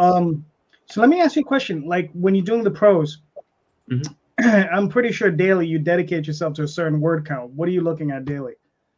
I usually try and do about 1,000 words a day on prose. When I'm doing prose, if I'm doing a comic script, I usually try and do like 6 to 10 pages a day. It all depends on what I'm focused on. So right now I'm writing the next arc of the Mandrill PI series. So that's kind of what I'm dedicating some of my mornings to now. I just finished the first draft of the first novel in the next prose series that I'm doing, which is a new series called Closure Inc., which is about a ghost who runs a business, basically exterminating other ghosts by finishing their unfinished business. And so it'll be a fun urban fantasy that's set in a more real world rather than cartoon world like Mandrill PI is. So a lot of it is 1,000 words a day, at least on prose, or multiple pages for comics. I just try and make sure I keep that exercise up, because to me, it's sort of like exercising your body, but with your mind. And I feel like it helps make me feel like a well-rounded person if I am able to make sure I pump words out each day. So yes, I agree. May not all be good work, but that's what revisions are for. Right. That's what the edits are for. Yeah. All right. So yeah, you're well on your way. You met your goal. You're well past. You got another 20 days. So you're doing great. I mean, fantastic, man. I mean, all the best. How many? So this is issue 5. Yep. How many more issues in the limited series? 1 more issue? 2 more issues? What are you looking at? Yeah, so 1 more issue in this first arc, and then right now I'm in the process of writing the next arc. So the next arc will be 4 issues long, and the next arc will be Manny taking a job on without giving away too many of the details, but the next arc will be Manny on a cruise ship solving some crimes there. So it'll be a little bit more. Carlos was excited about drawing him in some like Hawaiian shirts and that kind of theme. So we're going to use some paranormal and supernatural things from more like Central American themes and bring some of those things up. So kind of excited about that. Very nice. Very nice. All right, cool. Listen, looks awesome. This. Okay. Now we're gonna bring up. Let me see. What do we got? What do we got left? Oh, this guy. Okay. This guy right here. What do we got here? Yeah, boy.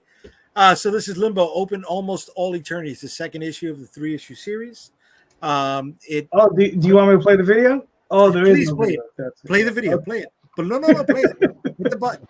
Hit the button. Monkey. Hit the button. Hit the button. All right. I am the video, baby. I am the show. Okay. So we've got about 5 days left in the campaign, and it's a story about a former priest who has now inherited the throne of hell. For some reason, Lucifer's gone missing. He has been shirking his duties by spending most of his time drinking in a bar called Limbo, and in that time, he has been claiming souls. Prisoners have escaped, and by the end of issue number 1, hell has literally frozen over. So you can catch up with issues numbers 1 and 2. There are 4 different covers for each issue. There are special NSFW covers as well that have been added in theme. When you've got the Mistress of Lust, one of the demons, as the main character in the series, it falls hand in hand with what we can offer. So you have a little bit of what this story is about with Limbo. You can read that on your own time if you're interested. Where your money's going to go. Why are we using Kickstarter? Here's our preview pages that I just see. Yeah. The demons are fighting in a frozen over hell in a hellscape. So then it escalates to a bigger battle, right? There's only 3 issues in this miniseries, so trying to get a lot of info in there. We've got a couple T-shirts that have been added to the campaign. That's our T-shirts A and T-shirts B here. Keeping in with the poker T-shirt cover theme, I guess. We've added another shirt with that. Nice. Thank you. Then we have an alternate colored version of our A cover, which has been added to the shirts because it is also part of our Holochrome trading card reward program. What? I know that's a mouthful, but we don't have frequent flyer miles. We don't have that, 7th cup of coffee for free when you show us your punch card. But what I do have are 21 Kickstarters under my belt and quite a few people that have backed them. So if you have backed any campaign before, that card will be yours for free just for returning as a backer. We've got our digital catalog for people who just want to read stuff and don't have the space. That's a hell of a value on there. It's $60 for 28, 29 books. And then we've got our stretch goals. So what do you want? More books. What do you want to pay for them? Less money than what you are paying for. So you can get our sample guide if we collectively reach these goals. Nobody has to spend extra money, but you will get extra stuff. Just like this trading card, which will be added at no extra charge. Doesn't matter whether you're a new backer or a returning backer.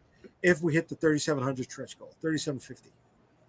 So these are all sample stories that will be added into a bigger digital collection, 6 pages of each, and that is the lineup for 2024 of Unstoppable Comics. Then you have our graphic novels, which you can get in print or in digital, and this is collecting some of our out-of-work single-issue books.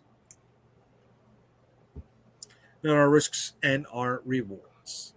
So we only got a few days left in the campaign. We end next Saturday night. And if anybody wants to join us and you are a physical backer, we're going to be doing a nice little giveaway for one physical backer of the campaign. And they'd be getting a set of the first 4 holochrome covers in the campaign. All right, cool. All right, you got a few more days. It'll be a little tight, but I think you're going to make it. It'll be super tight. Yeah, super tight, baby. We still got to raise just over $800 in the next 5 days. Yeah, you can make it. You'll make it. Yeah, I'm not sweating. You're sweating, but nobody has to see it. Yeah, you're sweating, but nobody has to see it, right? So let me throw up this real quick. Of course, like I said, I should have Daphne do this because she's better at it. Yeah. Don't start, Jay. I've seen you on your show. You know how I feel. I know. He's the boss in the house. Yep. All right. So this is my title, The Oswald Chronicles. So we have another 4 days. We'll be finishing up early Friday morning. And this is just one more adventure, The Oswald Chronicles. I was there and I remember, where he travels into Dream and he relives his life in Dream, and he's telling everyone. But we've hit one stretch goal where we're going to be giving away a prismatic foil trading card. And this particular shot right here is from another story that if we hit 2,500, which I think we will, I'm going to be giving away as a PDF the very first issue of this story as well. So you'll be getting an additional issue. So there you go. Short and sweet. I don't want to take too much time. This is Jay Gonzalez. This is D Fish. That's some of the covers. Go check out the artwork. The link is in the show notes. Okay, let's get out of that one. I got one last one. All right, we'll pull this up real quick. All right, there we go. And then this is Magi's Grace.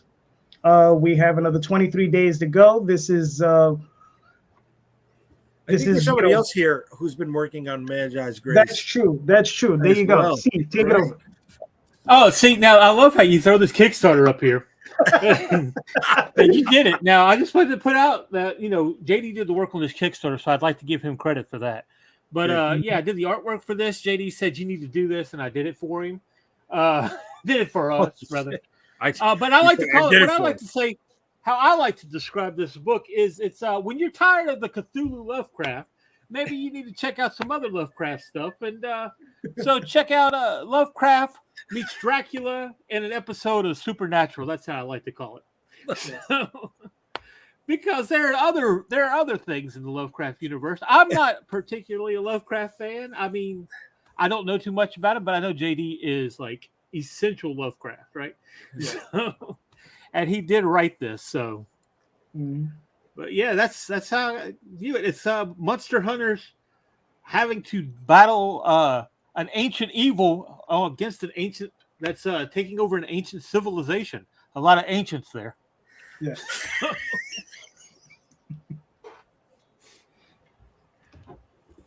And of course, you have your variant covers, and there's some artwork from the book. Some of C's artwork. Yeah.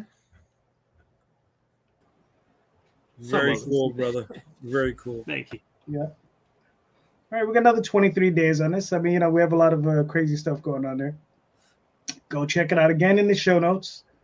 And there we go. I think we know now why C's not the one who pitches the books. Yeah. You know, I think I'm gonna give him a shot. He'll cut you. He doesn't hold his tongue. I love this new C. You know what I mean? He doesn't hold his tongue anymore. Watch your feet because he's dropping bombs, folks. He's out there. All right. So look, I got one last question for everybody. Right? Well, it's convention season. So, what are your goals at your next convention? Right? I got a convention next weekend. We will not be having a show next weekend because I'll be at Baltimore Comic-Con. So, whatever show you're going to, what are your goals? Very simple. What goals are you looking to achieve? Isaac, do you do shows, and what are your goals for your next one?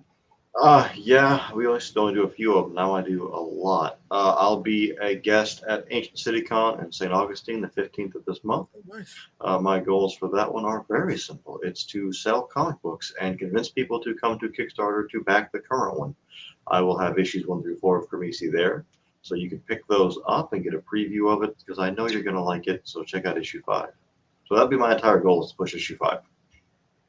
Right. Along with unveiling some of our new merchandise and display pieces that we've previously built and set up. Very nice, very nice. Corissa. I didn't hear the question. So we all do conventions, right? Are you? So your next? Are you doing a convention soon?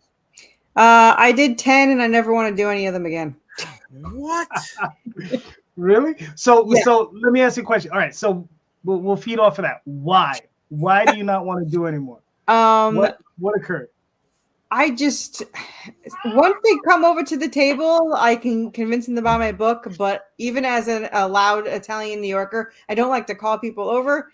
So, like the smaller ones, I might do. Like Nashville, I'll do. I made 3 times my table. Everyone was receptive. It was like a big con, but not big.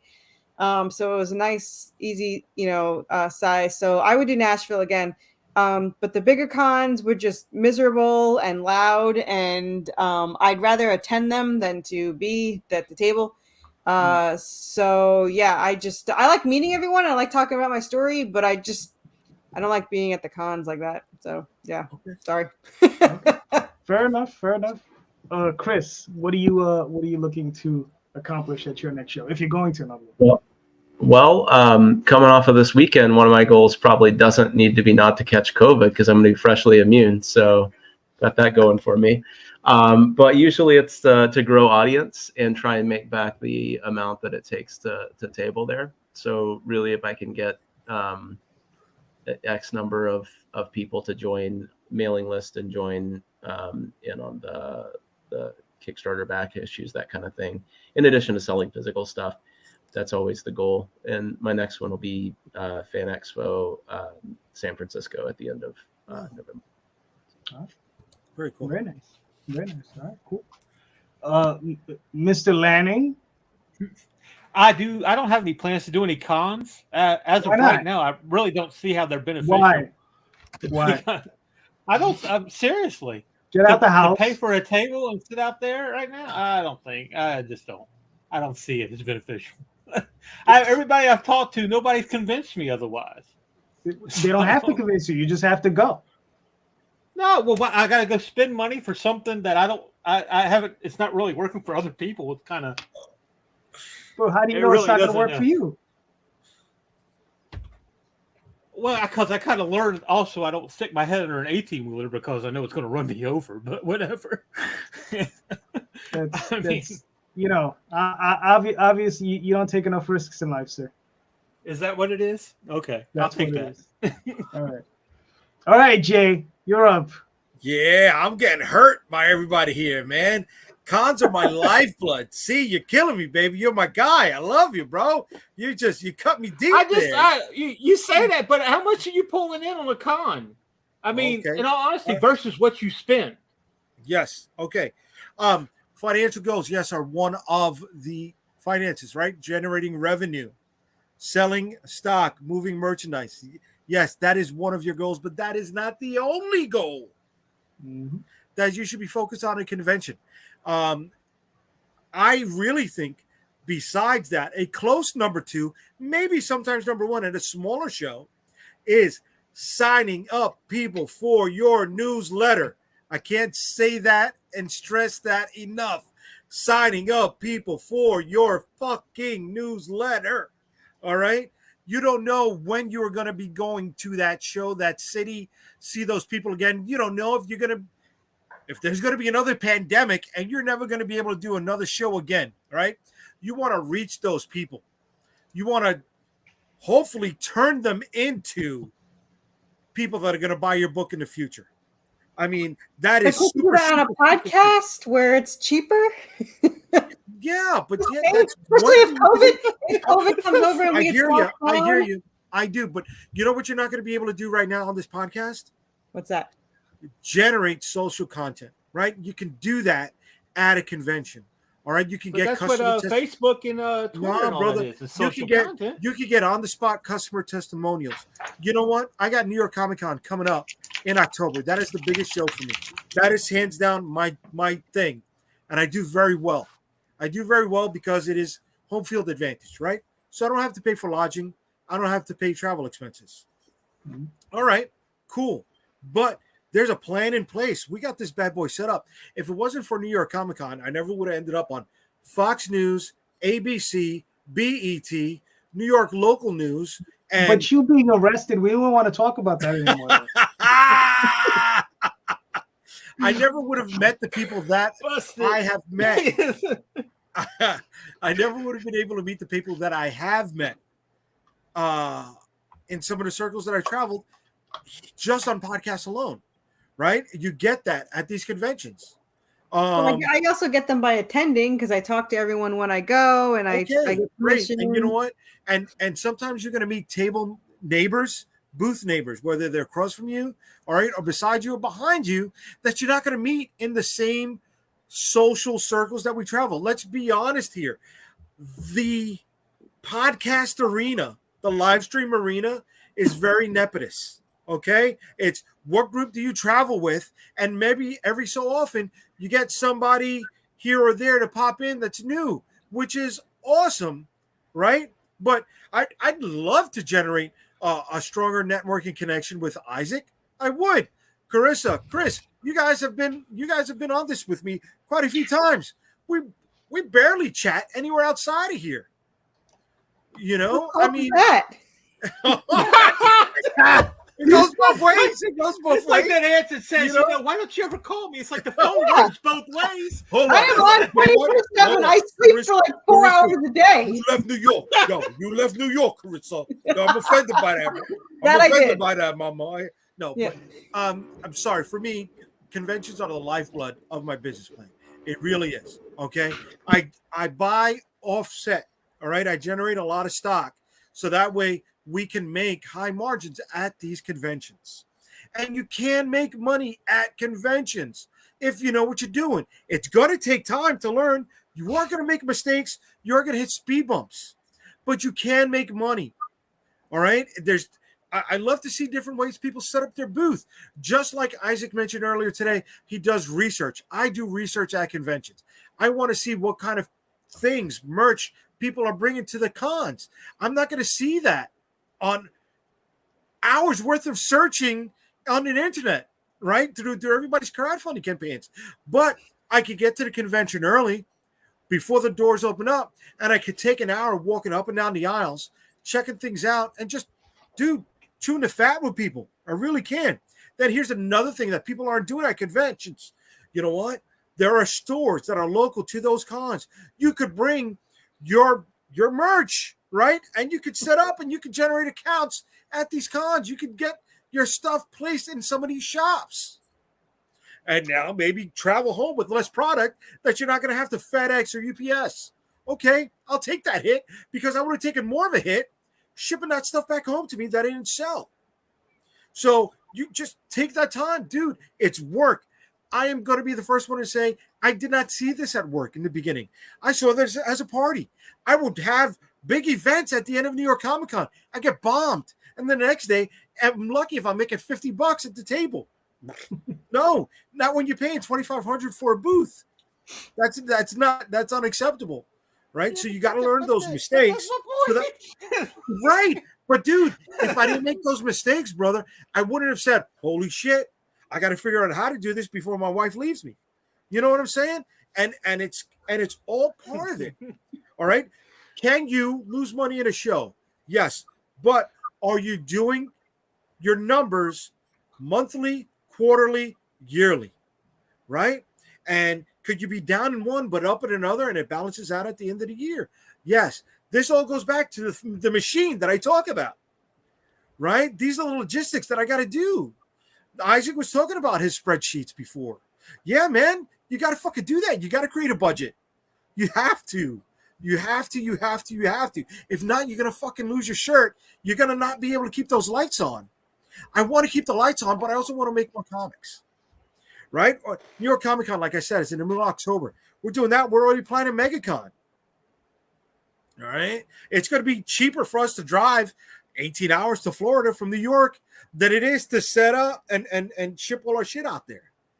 Right. Maybe I'll drive by Jacksonville when I stop by, see my family, say what's up to Isaac. You know, we go to that oldest bar in Florida. We have enough New Yorkers. You're good, man. You know, but dude, I love doing cons. And I said this to Calderon the other day. You know, I went to a local con recently and I saw, bro, maybe 2 or 3 people had newsletter signups, and that just blew my fucking mind. That blew my mind, man. Yo, newsletters are the lifeblood to independent comic books. I'm sorry, I'm going off on a tangent here. I apologize. But they are, because you're going to invest your time in Twitter. You're going to invest your time in Tumblr. And what happens? There's going to be that mass exodus, okay? You're going to invest your time in Blue Sky. You're going to invest your time in Threads. And you're finding, you said earlier, that was your question, right? Where are you spending your most time, right? Where is it going to be most effective? Mm-hmm. Are those platforms being effective for you? I don't know. I have no control over those platforms. Shit. We almost had this mass exodus from Kickstarter over a year ago when people were leaving because they were going to be in the blockchain, right? But the one thing you are going to control is your newsletter at the end of the day. You can take that with you. Oh, yeah. No, I understand. And you get that at a convention. Sorry. But you could get that, but I know people who've gotten newsletter signups from social media too. Hey, no, will you put up his first comment? I want to address that. Which one? Unhinges. More people can go to cons than can find you accidentally. Why do you think it's accidental? What kind of work are you doing on social media? Why do you think it's accidental? I know my social media work is shit. I'll tell you that right now. I'll tell you that right now. I've got over 6,500 people on Facebook. Okay, I'll take out an ad. All right. I'll spend $100 in 3 days. A targeted ad, right? And I'll be lucky if I get 3 likes on it now. What? Are you kidding me? I can you hit a targeted ad, but it's social media. It's not marketing media. Okay. You got to be social, man. I've built up social with these Facebook followers where I've had that interaction with them, and they're not interacting with me anymore because they're getting lost in the sea of everything else that's going on, brother. Okay. All right. We're going a little far afield. Let me finish off. I'll be at Baltimore Comic-Con next weekend. I will be handing out trading cards with QR codes for Magi's Grace, so everybody can go back to the page and hopefully buy a book.